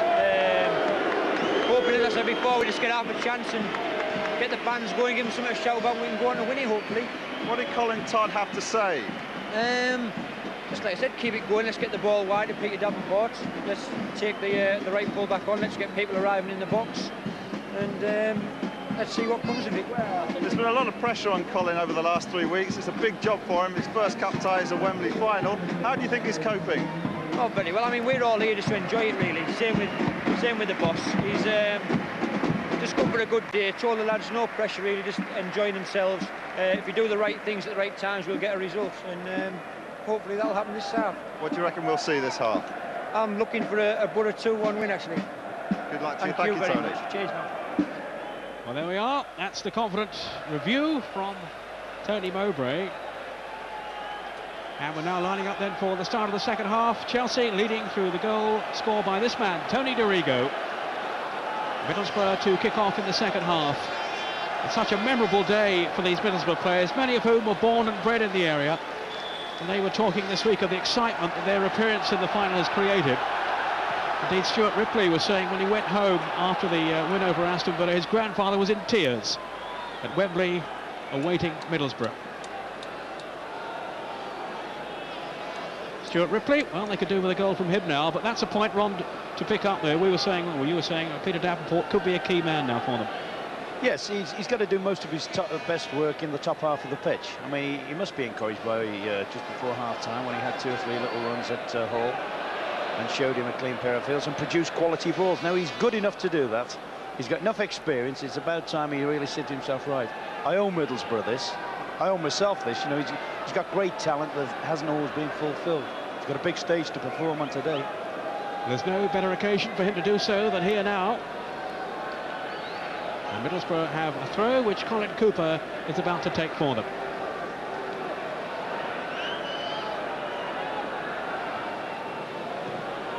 Cooper again in search of Ripley.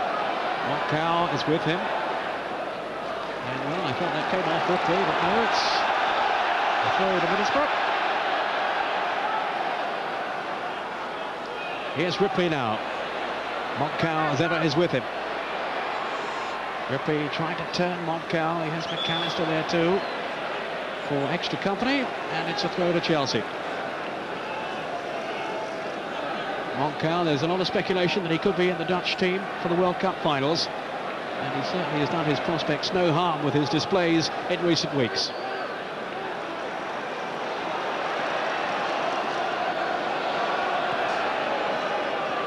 Proctor.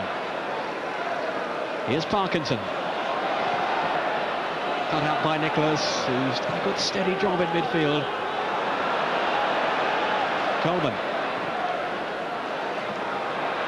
Middlesbrough looking to start the second half as they finish the first. But can they find a way to unlock this Chelsea defence? McAllister now, hoping to break for Chelsea.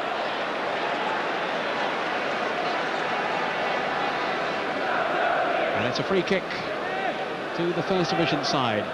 A goal to the good, scored by Tony Dorigo. But is that going to be enough to win them the Zenith Cup? Chelsea, remember, hoping to win the competition for the second time. As Wilson tries to barge his way through. Wilson again, he got a shot in, but his foot was high. And he got a knock as well in the process. But it's a goal kick to Middlesbrough. Kevin Wilson down injured. And both physios have come on. I think there's a Middlesbrough player down as well. And that is Simon Coleman. Simon Coleman, who was at Wembley a few years ago with Mansfield when they played here in the Freight Rover Trophy. Although he didn't play in the game, he was with the squad. There's Simon Coleman. In fact, I gather he pinched a seat on the team bus. He sold all his tickets to his mates or gave them away. Found he hadn't got one himself, so he nicked a seat on the bus. Kevin Wilson, he's been a revelation really for Chelsea this season. Leading scorer along with Kerry Dixon with those 18 goals, and of course a Northern Ireland international too. And he says himself he's benefited really from having to fight for a place with Dury and Dixon. And now of course Bobby Campbell has resolved the situation by selecting all three. But the atmosphere really building now in this Wembley final of the Zenith Cup. Slaven for Middlesbrough.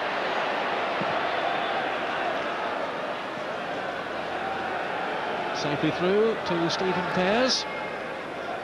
He was at Wembley with Manchester United, in the squad anyway, back in the mid-80s, when Ron was in charge of Man United, and of course they won the FA Cup. That was the one against Everton, I think, Ron, wasn't it? That's right, yes. He was in fact, in one of the earlier rounds, he came in for Gary Bailey in the, I think it was the quarter-final, no,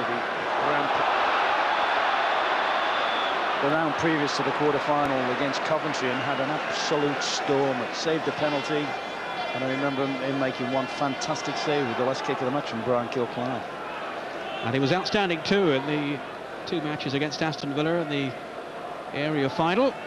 Stephen Pears, and although he'll be disappointed, I'm sure Colin Todd would have encouraged him, patted him on the back at half-time and said, don't let it worry you. He got a hand to the shot from Tony DeRigo, but couldn't prevent it going in. And that goal divides the 2 teams. 5 minutes into the second half. Parkinson for Borough. Here's Ripley. Shackled inevitably by Markel. Well, he got away from him, but DeRigo was there covering. But they need to exploit the pace of Ripley and the skill of Davenport on the other flank.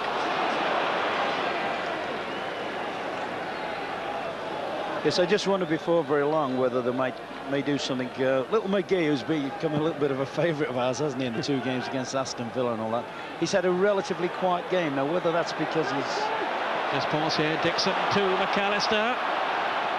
Wilson and Dixon in the middle. Coleman. Very composed header. 2 for to tidy up. As I was saying, Peter, whether or not his responsibility has been today to just try and prevent DeRigo making those overlapping runs, which he's done to a certain extent. But I think the time will be very close where we will see Kerr coming on. And he was one of the outstanding players in the semi-final against the Villa. I just wonder whether, as the game goes on and on into the second half, whether Middlesbrough will go a little bit more attack-minded.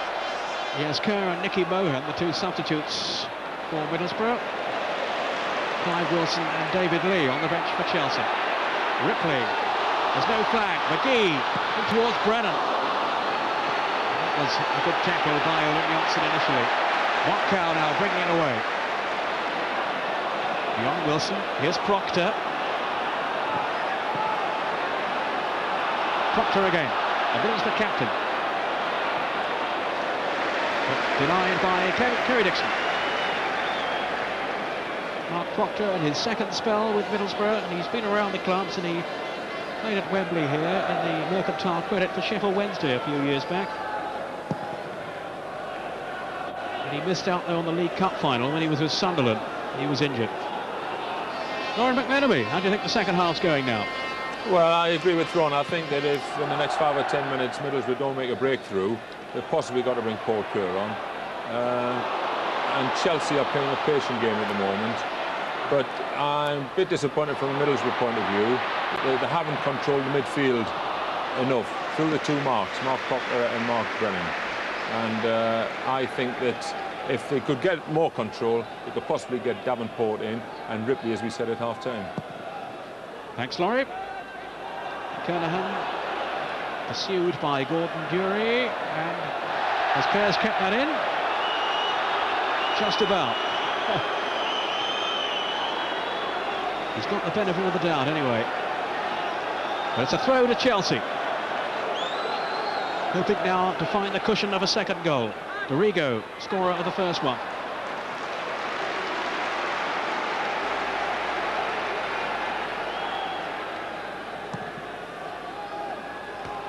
Slaven with Johnson.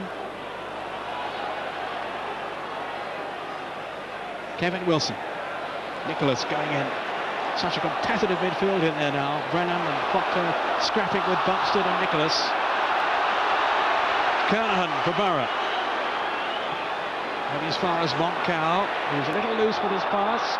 Buxton then was caught by Proctor.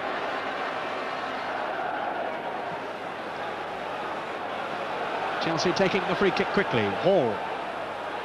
Now McAllister. Dixon. Bundled over though by Coleman.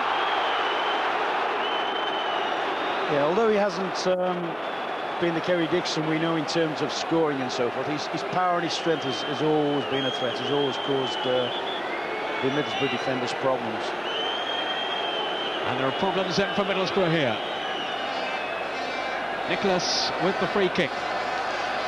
Johnson and Montcalm up.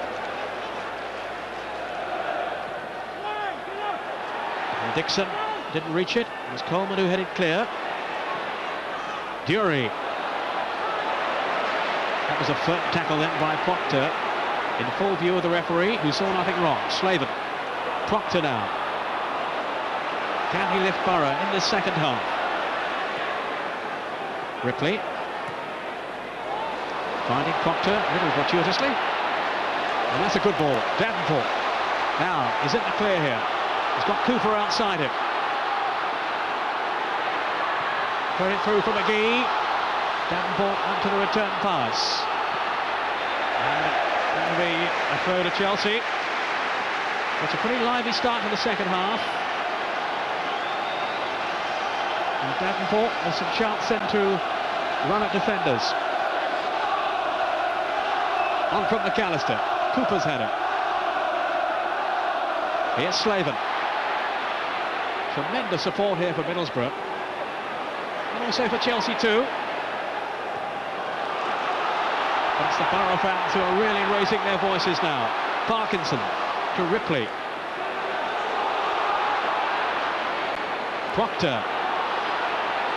A good Davenport away to the left if they can find him.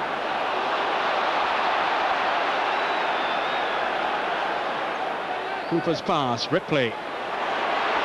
Chelsea can't allow him to turn. Brennan.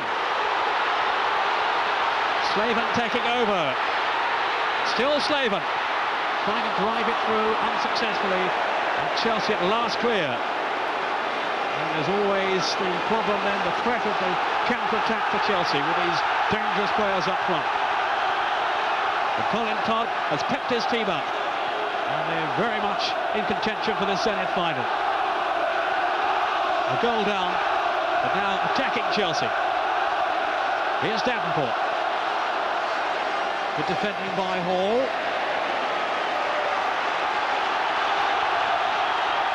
It's Cooper with the throw. Here's Davenport.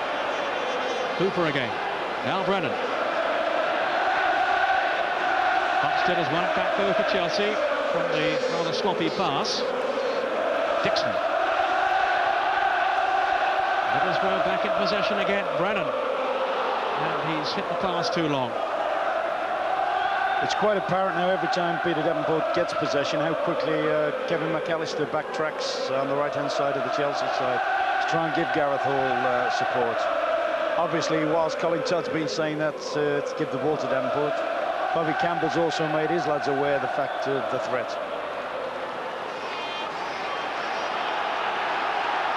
Free kick to Middlesbrough. Parkinson. Here's McGee. He doesn't appear to be tiring anyway. Just 19 years old, remember, knowing McGee.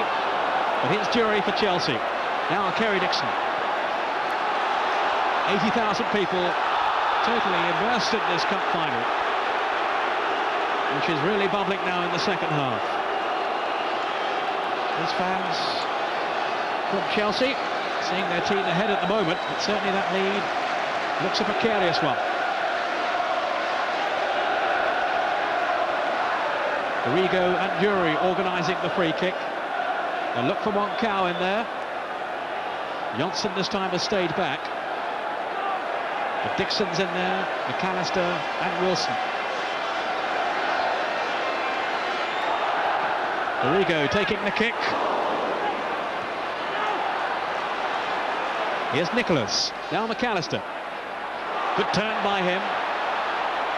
But he hasn't managed to shake off Davenport. This is Hall. Montcalm. McGee did well. He was fouled in any case. And Borough have taken the free kick quickly. Ripley now.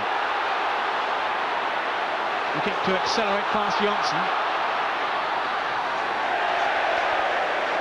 And the Norwegian international forced to concede the corner. Well, that was better than allowing Ripley a run at goal. Corner then to Middlesbrough. Brennan to take it. The two big central defenders have come up, Kernahan and Coleman. Didn't reach them. McGee. Parkinson. Brennan.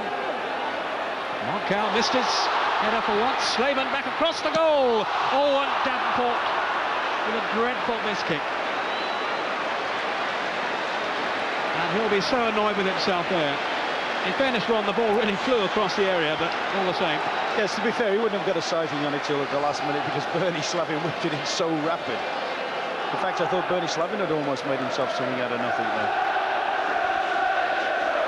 But Middlesbrough beginning to get a grip on the second half. There's the effort from Slavin across the goal. And as Ron said, it really did come whipping over. A quarter of an hour gone in the second half. Chelsea 1, Middlesbrough 0, the final of the Zenith Cup. Coming to you live from Sky. And what a match Middlesbrough are making of it now. They've come here and is determined to do themselves justice, and they most certainly have. Dixon though for Chelsea. Just too long for McAllister as Pears comes out. And that was almost an excellent ball to Davenport. Peter, in all fairness, I think on balance of play, I think Middlesbrough have been the better side. I've been a little bit disappointed with Chelsea. Okay, we could safely say they may be sitting on the lead, they may be just being patient, they may be sitting behind the ball and making Middlesbrough come onto them, but they've never given the impression they're in control of the game. Parkinson for Middlesbrough, McGee.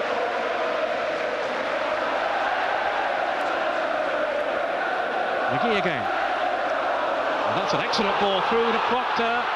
Moncal with the saving tackle. And Buxton was the last man.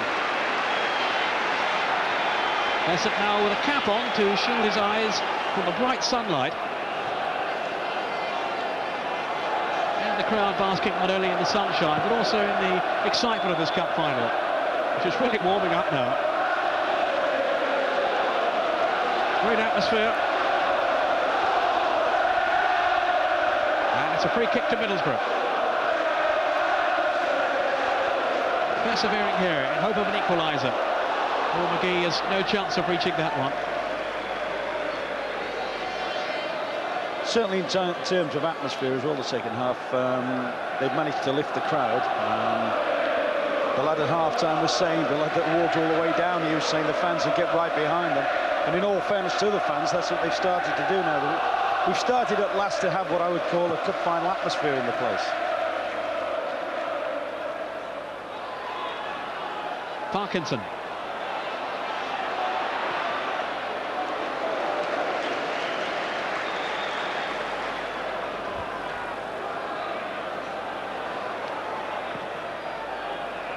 Ripley, shadowed by Moncal,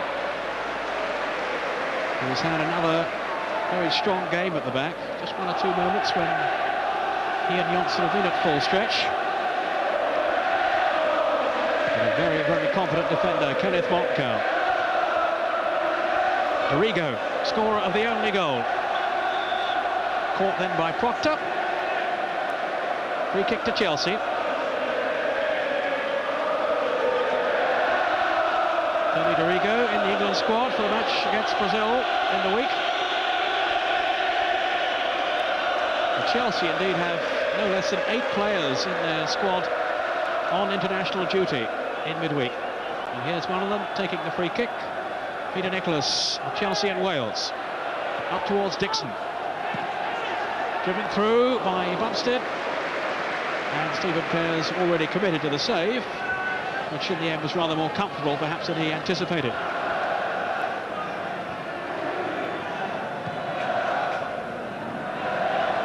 Arrigo on from Dury, finding Dixon. The two linking well. Ball then for Dury. Kernahan just managing to defy him. Of course, that's one other option, Ron, is to push Kernahan up front. They could bring on Mohan, play him at the back, and perhaps push Kernahan up. Yeah, that's right. I just feel that if they're going to do anything, Peter, it would be to bring Kerr on. I mean, Kerr, in many ways, was the match winner against Aston Villa in the semi-final. He is an attack-minded midfield player, which is possibly something they're suffering from a little bit.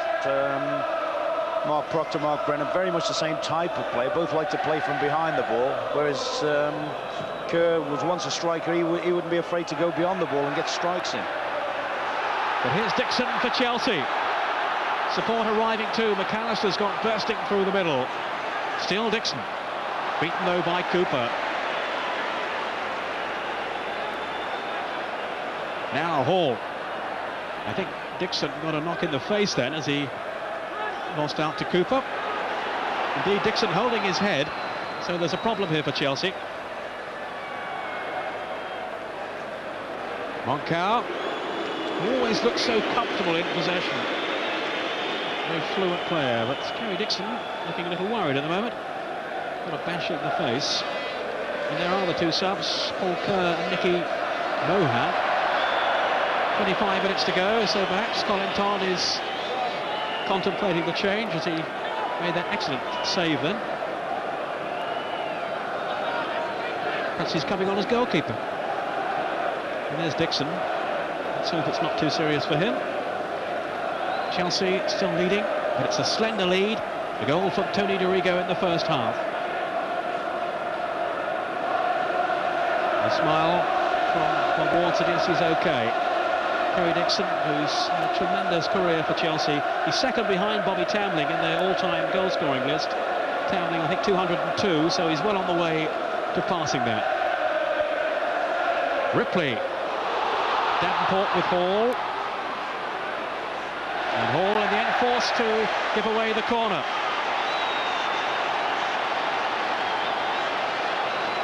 It's a signal for Coleman to come forward. I'm sure Kernahan too, to add their height in the penalty area. It's a very congested 18-yard box. Besant didn't make a clean catch and there was no foul. McGee. Slavin with a chance to cross it in. McGee again. Testing out Moncau in the air, he was equal to it, but this is Brennan now. Davenport. Another corner. Middlesbrough inflicting some pressure here in search of the equaliser. And they're pinning Chelsea back. A variation on the corner, not a very successful one. Driven away by Kevin Wilson. But a throw to Middlesbrough. Taken by Cooper. Here's Parkinson. Coleman. Everybody for Chelsea back in their own half at the moment. Proctor. Ripley.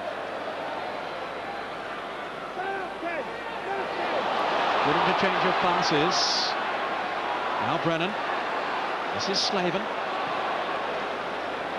Chelsea just sitting back, hoping to soak up this period of pressure. Slavin. And they very nearly got through then. Moncau to whack it away. And Middlesbrough have to be careful. They're not caught on the break with these predatory strikers, Dury and Dixon. Slavin. But still Middlesbrough dictating the play.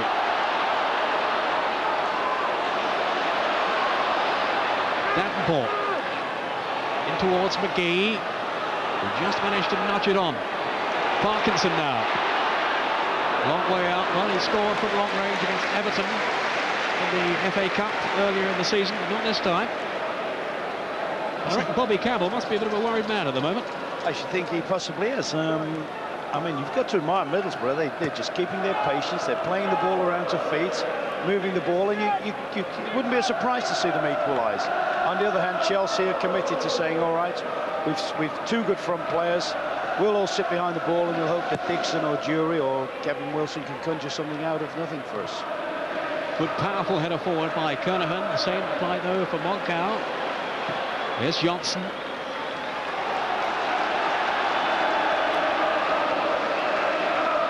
And they're getting rather animated over on the bench. Colin Todd was urging his players forward.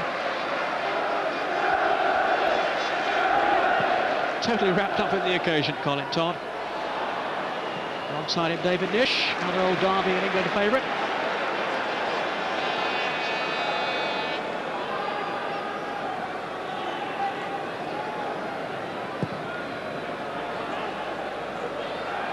Dixon beaten in the air by Coleman. And here's McAllister.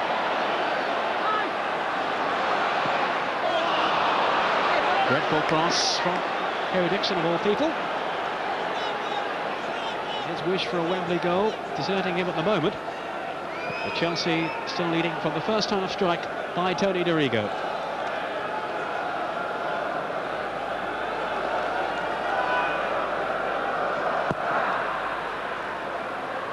"20 minutes left. Dixon on Dury with Kernahan. Dury's got away from him. Oh! Appeals for a penalty, but it was a clean save. And the referee, Roger Milford, had a good look, and he was absolutely right, in my view, anyway. And in fairness to Dury, Ron, there was no real protest from Dury. Oh, not a cat in hell's chance. Very, very good and brave goalkeeping. And if there's any question mark about Dorigo's goal, he's atoned for it there. He certainly got Alan Kernigan out of prison there, because Alan made that. Kernigan's made this look a little weak. He's been out-muscled a bit by Dury there, but his back pass should have been stronger. And he certainly made the save without bringing down Dury, who really toppled over his prostrate body. No protest from Dury. He accepted that decision, even if the Chelsea supporters didn't. There's a free kick here to Chelsea, taken by Nicholas. Away by Coleman. Nicholas once more. Header on was from Johnson. It's safely through to Pears. McGee. This is Proctor. Proctor again, combining with Brennan and trying to find Davenport. McAllister again has got back, trying to cut out the service to Davenport. Ripley. Ushered on by Roger Milford. Parkinson, who obviously fancies a crack at goal, but he's a long way out then, Ron. It's a long way, but he's getting closer. I think his first one was a sighter, the next one he's finding the range. So by Wednesday, he ought to score. Not a bad effort, though, at all, then, from Gary Parkinson. And Middlesbrough very much in this game, in there fighting.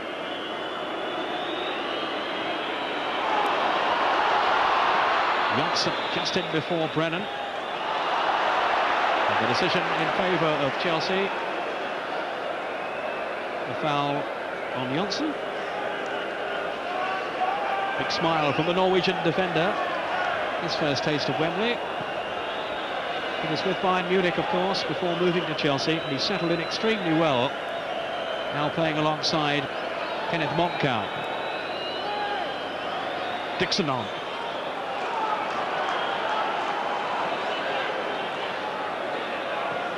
Parkinson to McGee. No sign of any substitution yet from Middlesbrough. I think Paul Kerr has got his tracksuit bottoms off, so perhaps he's going to come on fairly soon. Slaven's pass to Cooper. Davenport trying to find some space outside him. This is Slaven now. Again, they're looking to find Davenport.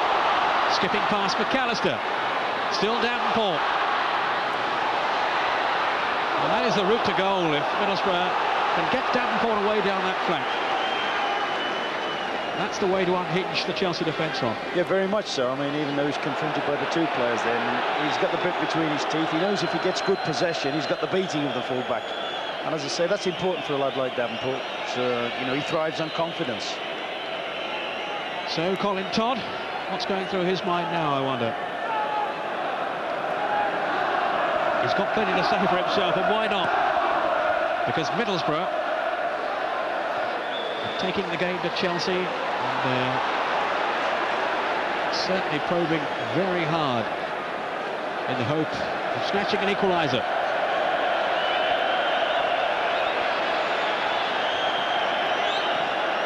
Nicholas to Moncau.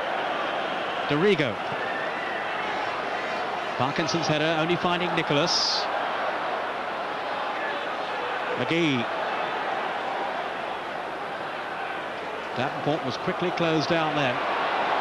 Wilson shrugging off one challenge, but no further progress made by him. So here's Proctor for Middlesbrough.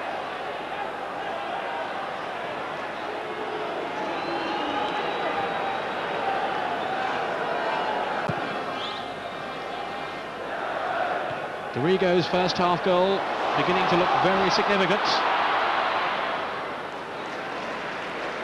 I wonder if it is going to win the Zenith Cup for Chelsea.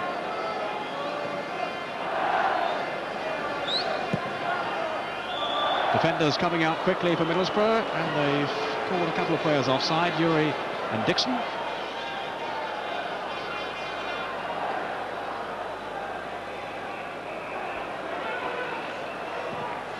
A quarter of an hour left. Chelsea hanging on. And Laurie McMenemy, they are hanging on really, aren't they, at the moment? Well, I think they're very well organised, Peter, and they're handling everything Middlesbrough have got. The only chink in the armour is whenever Peter Davenport gets away down that wing. And Kevin McAllister is doing a good job by sacrificing his attacking instincts, really, isn't he, to help out. And I think Colin Todd must be having the problem now that all managers have got to have. He knows the team are doing well. They've got the crowd behind them. They're not disappointing anyone, really, but he's got to get a goal from somewhere. And shall he change it or not? That's his problem. Well, I'm sure he'll be thinking about it now.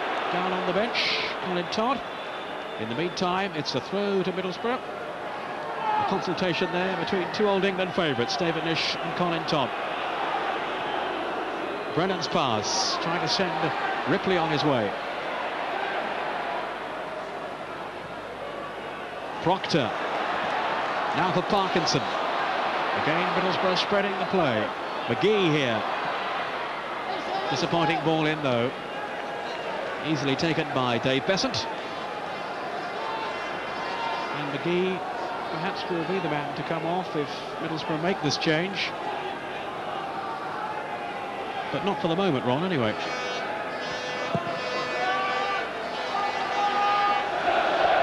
Kernahan to Parkinson.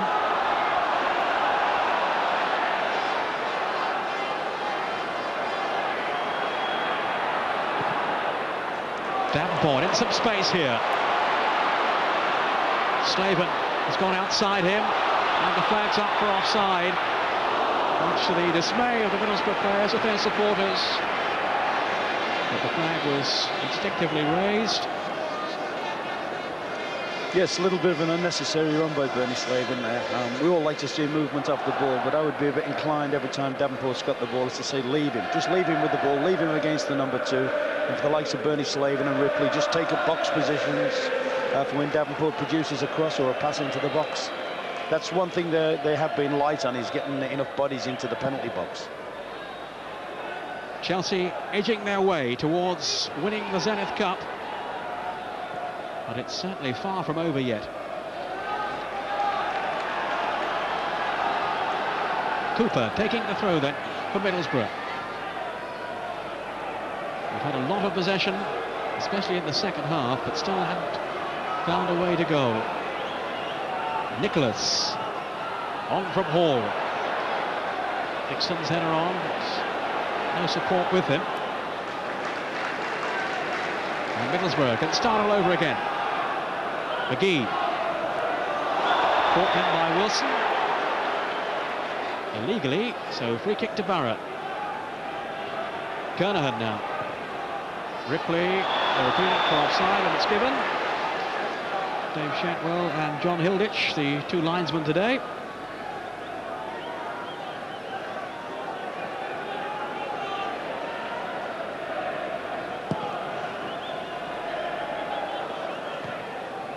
Dury's header, straight to Cooper.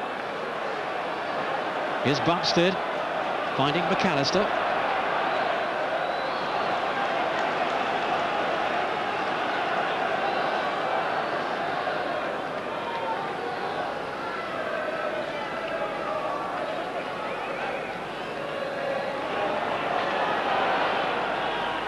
There are now 11 minutes of this Zenith Cup final remaining. Slaven. Here's Kernahan. Again, Middlesbrough looking to step up the gear, step up the pace here. And the linesman is flagging, and Roger Milford has overruled him. Middlesbrough players complaining. I think the linesman deciding there that Montcal had committed a foul and the referee didn't agree. So for once, referee and linesman not in total accord. Dixon with Coleman.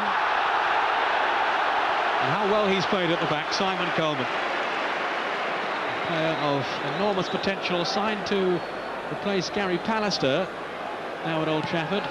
Pallister, incidentally, here today working for local radio up on Teesside, sharing in Middlesbrough's day of glory. And it is a day of glory, whatever the result. They've done so well to get here at Middlesbrough for the first time in the club's history, remember, contesting a Wembley final.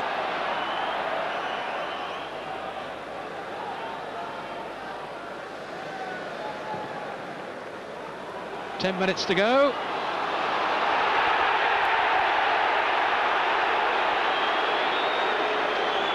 When you say they've done well, Peter, as I say, in my book, they've been the best side, which I must admit, I came here expecting to see Chelsea have a very, very comfortable result. I really thought they would win fairly comfortably, to be fair.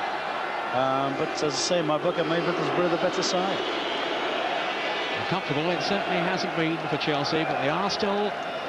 There's one goal ahead, scored by Tony Dorigo in the first half. Dixon was again out-jumped. This time, though, he was ahead of Kernahan.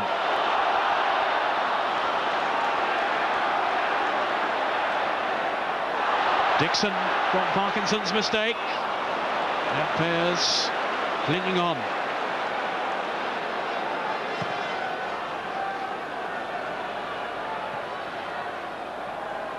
Bumstead to Hall. A second goal could clinch it for Chelsea.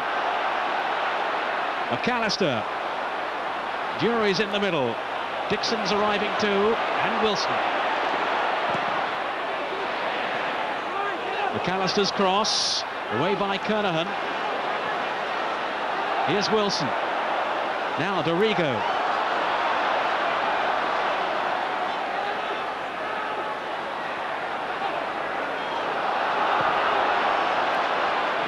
Nicholas. Kevin Wilson.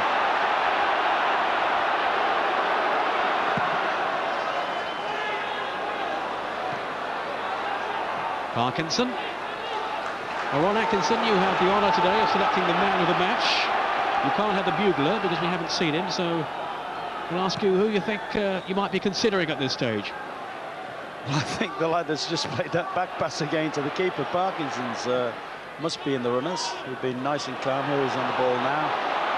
He hasn't been overawed by the occasion. He's used the ball very, very well, defended well.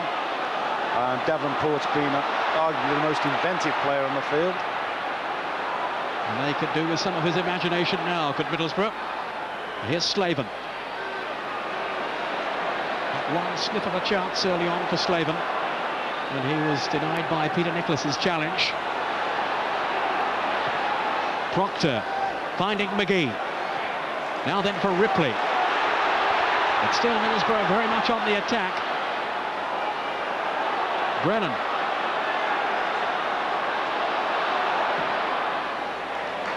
Here's Davenport. He was looking to take on Gareth Hall.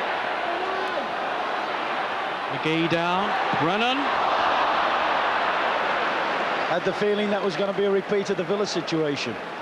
It looks as if Ripley had set Brennan up, and he has got a fierce left foot, Brennan. Outstanding players, referring back to the Chelsea side. Monco, as you say, has had an excellent game. The skipper's done well for them. Nicholas has had a good game in the middle of midfield, just sitting there controlling. And again, Laurie made the point earlier on that although Middlesbrough are having a lot of the play, they're not creating that many chances as such, and Chelsea do look pretty organised at the back, don't they? That's right. I think Bernie Slaven will be particularly disappointed today. It hasn't been his game. Only one situation's really fallen his way. He didn't capitalise on it, and he hasn't had one of his better games this season. But here, perhaps maybe an opportunity now. Cooper with the free kick. Montcal missed his header. Or did he get a touch? No. So it's a goal kick to Chelsea, which will eat up a few more seconds for them. They certainly haven't controlled this final by any means, Chelsea. Todd's team have got to find a goal from somewhere if Chelsea's name is not to go on the cup again. Winners of the full Members' Cup in the inaugural year back in '86. Are they on the verge now of winning it for the second time? 5-4 on the first occasion. They beat Manchester City in a thrilling final. Well, we haven't seen as many goals as that today, but we have seen a very eagerly contested game.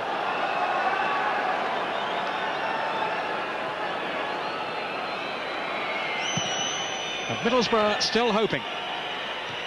Arrigo's header. There are 5 minutes left now. It's Proctor. Or Parkinson perhaps. Yes, Parkinson with the free kick for Middlesbrough. Kernahan has gone forward. Montcow away. And Brennan appealing for something, not quite sure what. He didn't get it, whatever it was. But there's a real urgency about Middlesbrough now. Davenport, time beginning to run out for them.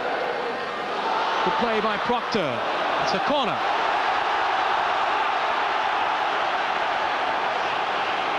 Well, they've had fantastic support from their followers today, Middlesbrough. And they are really now making themselves heard around Wembley.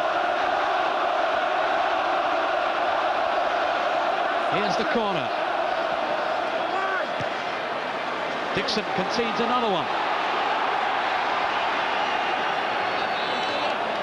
It's a time for cool heads in there among the Chelsea defenders. I shouldn't think Colin Todd's feeling too cool at the moment. Over everybody's heads. D'Arrigo. Well, partially cleared it though. McGee. And there was Coleman up there. And safely away from Chelsea's point of view for a goal kick.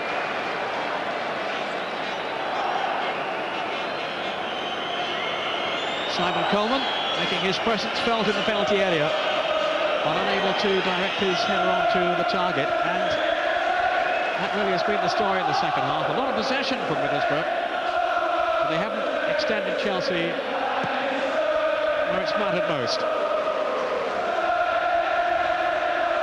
Parkinson guiding it back. Pears for another long kick upfield. Trying to find Ripley. McGee, beaten though by Nicholas. The captain's role from Nicholas in midfield for Chelsea.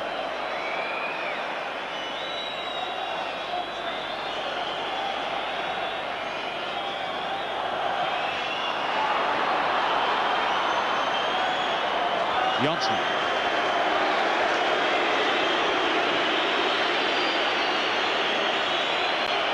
Whistles from the Middlesbrough fans. Chelsea know they're almost there.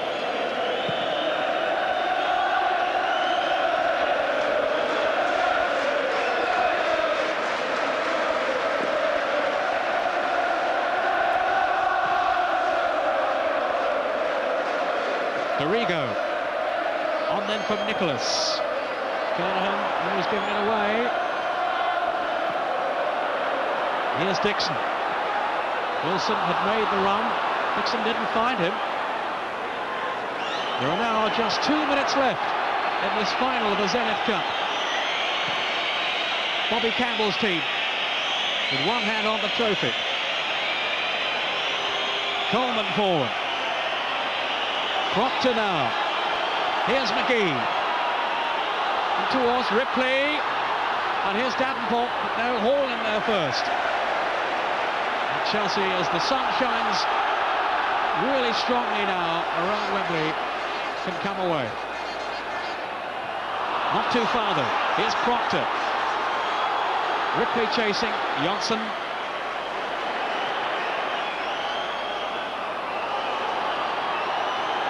Cooper. Bobby Campbell can't sit down any longer.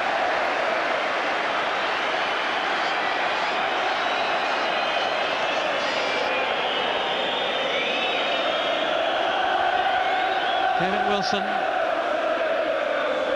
We're now into the last minute. Chelsea 1, Middlesbrough 0. Kernahan. It wasn't a very decisive clearance. Cooper to Proctor. McGee. Middlesbrough still striving. And my word, they've given Chelsea a battle here.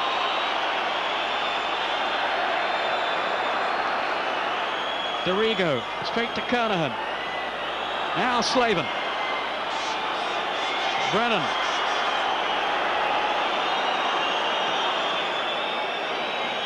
Montcal. But here's Kernahan for Middlesbrough. One last chance perhaps. We're now into time added on for stoppages. Are we in for a dramatic finish here, or will Chelsea hold on? Jury's header. Now, it's the counter-attack. McAllister, a last-ditch tackle from Kernahan. Coleman now. Slaven, in for Davenport. He has Montcal with him. And he's beaten then by Montcal. What a terrific tackle that was, Rob. It was a brilliant tackle. For all the good work he's done today, Peter Davenport, I think that was the best chance to create an equaliser. I think if it had stayed strong there, Middlesbrough may very well have found themselves going into extra time. Parkinson to McGee. Slaven's in the middle. Oh, it was too long for him. Arriving on the end, and he hoped on the end of the cross. Bernie Slaven hangs his head, looking a little dejected now. But they can hold their heads high to finish Middlesbrough because they really have given a contest here to Chelsea. Ron, just to name your man of the match, it's Peter Nicholas, I think. Well, nobody's done more to win the trophy than the guy that's going to lift it. I think he's played a first-class skipper's part, sitting in midfield and controlling the flow of the game. Jury for Chelsea. Only a few seconds left now. And he's got away from Parkinson. He had Kerry Dixon inside him and chose to go the other way. Roger Milford has looked at the watch.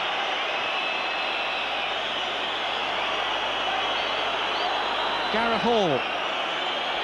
That's out of play. And it's all over. And Chelsea have done it. Or have they? I don't think the referee has blown the final whistle. Everybody in the ground thought he had. He probably did himself, but he hasn't. We're still going on here. We've now had 2 minutes of time added on, and that's it this time. The final whistle blown by Roger Milford. And as Chelsea celebrate, one can only praise to the fight they've been given here by Middlesbrough. There's the man whose goal settled it, Tony Dorigo, scored in the first half. But Middlesbrough fought back. They had chances, but Montcal, superb at the back for Chelsea, kept them well organised, with Nicholas running things in midfield, and Chelsea held on.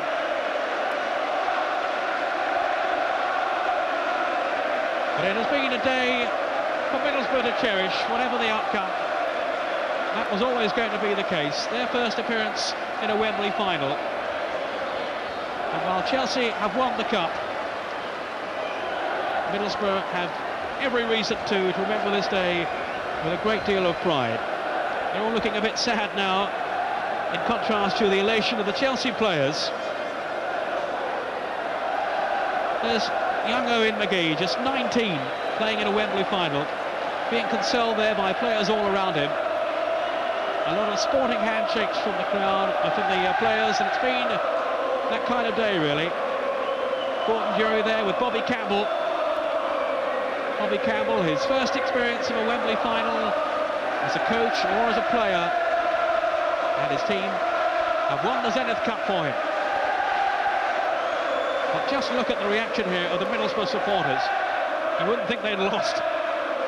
Gareth Hall getting a hug of delight then from Bobby Campbell. One of the nice guys in the game, Bobby Campbell, and he fully deserves the success of his team. He's looking very calm, and I bet the old heart's pounding down there. So the Middlesbrough players are the first up those famous steps. led up by their captain on the day, Mark Proctor, standing in for the injured Tony Mowbray. And they're getting a great reception from the crowd. The guest of honour, Joe Solari, president of Zenith Data Systems Europe. And he'll be handing over the cup very shortly to Peter Nicholas of Chelsea, but in the meantime, let's just share here the congratulations to Middlesbrough for the part they've played. Mark Proctor leading his players along.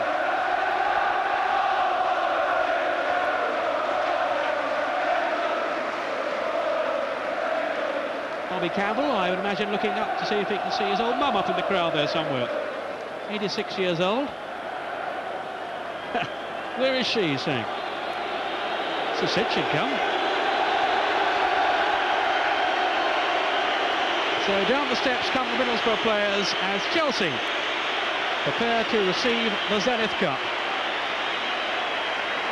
Dave Bessant not called on all that often to make any spectacular saves today, but he nonetheless did a good, sound, efficient job in goal. And Peter Nicholas, Ron Atkinson's choice for the Man of the Match award, and I'd go along with that too. Leading his team by example.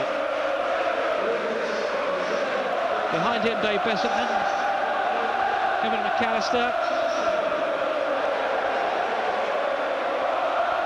It's a long walk up those steps, but when you've a cup to receive, it's very worthwhile. A big broad grin from Peter Nicholas. He's played here for Wales, but never before in a Wembley final, and he holds aloft the Zenith Cup.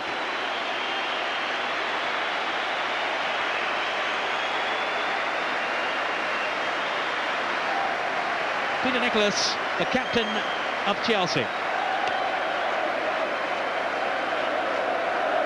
Winners of this trophy for the second time. The full Members' Cup it was known as back in '86. Now they've triumphed again. There's Kevin McAllister getting his chance to hold it. Gordon Jury, only recently back from injury, lasting the full 90 minutes. Tony DeRigo, the goal scorer. Kevin Wilson and Kerry Dixon. Kenneth Montcal, I bet he relished his Wembley appearance today. The Dutch under-21 international. Quite outstanding for the back for Chelsea.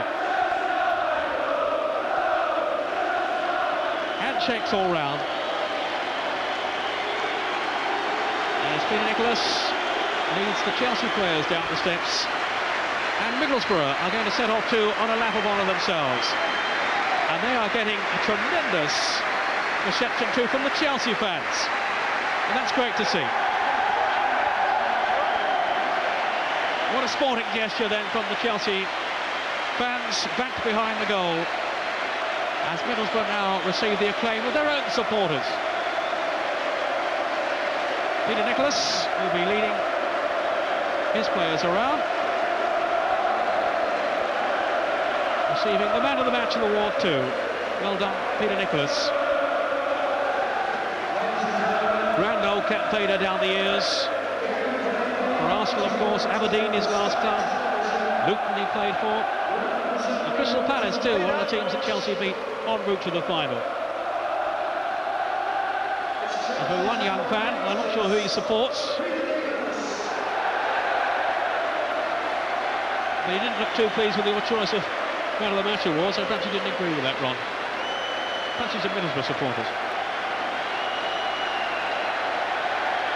It's always nice, isn't it, at the end of a match, to see the man that's, in my book, has done the most to it, lifting the trophy. I must admit, I thought it was a suspect area before the game, Chelsea's midfield. But he sat in the hole, he's played it well, he's not really allowed the Middlesbrough midfield players to dominate the game at all. And he's led by example, which is the way a skipper should lead.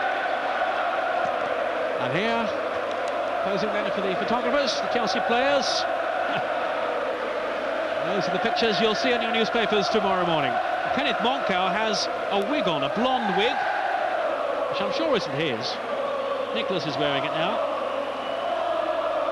So hijinks among the Chelsea players, celebrating their victory here. And what a revival it's been by Chelsea in the past 2 years. Things looking so bleak for them when they were relegated down into the second division, but they've come back with a vengeance, winning the second division by a storm, and now 5th in the first division, and here winners of the Zenith Cup.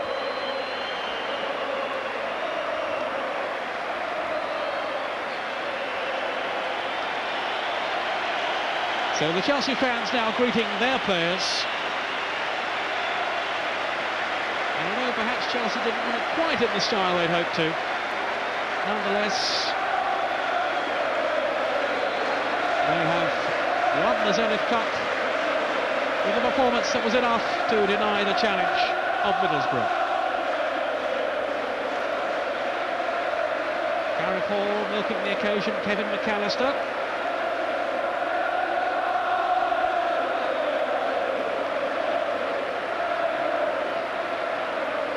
Well, after the break, we'll have the reaction from some of the participants in this final here today. So stay with us. We're back in a couple of minutes' time.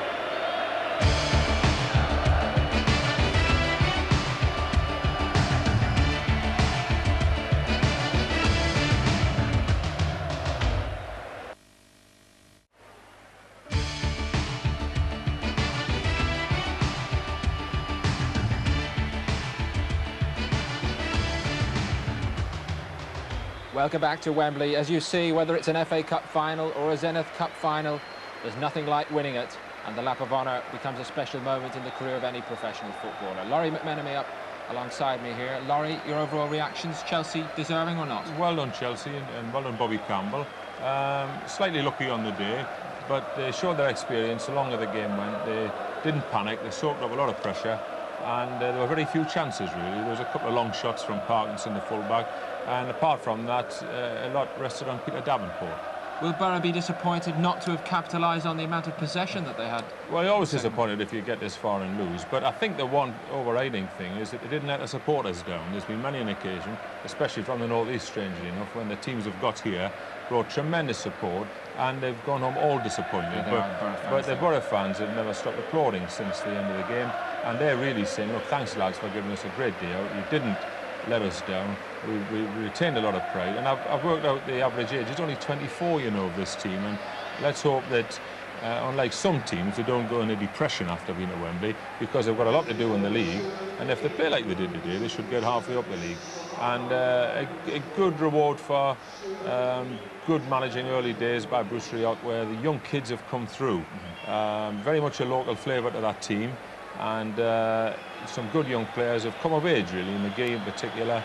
And Ripley, I thought was disappointing today, but remember 3 or 4 years ago, he was just starting off his career, and he's an under-21 international. All of these games are great experience for them. But the team of many nationalities in blue there, I think there's about 8 different nationalities in that team of 11, really had enough about them, and none more so than the two we're looking at there now. Right, Peter Nicholas on the left-hand side, the great old professional, with his first winning final at Wembley, and the man on the right got the goal for him. Chelsea's England fullback Tony Dorigo. Matt Lorenzo's with them. Peter Nicholas and Tony Dorigo, two men with something special to celebrate here. Peter, man of the match, how do you feel about that award?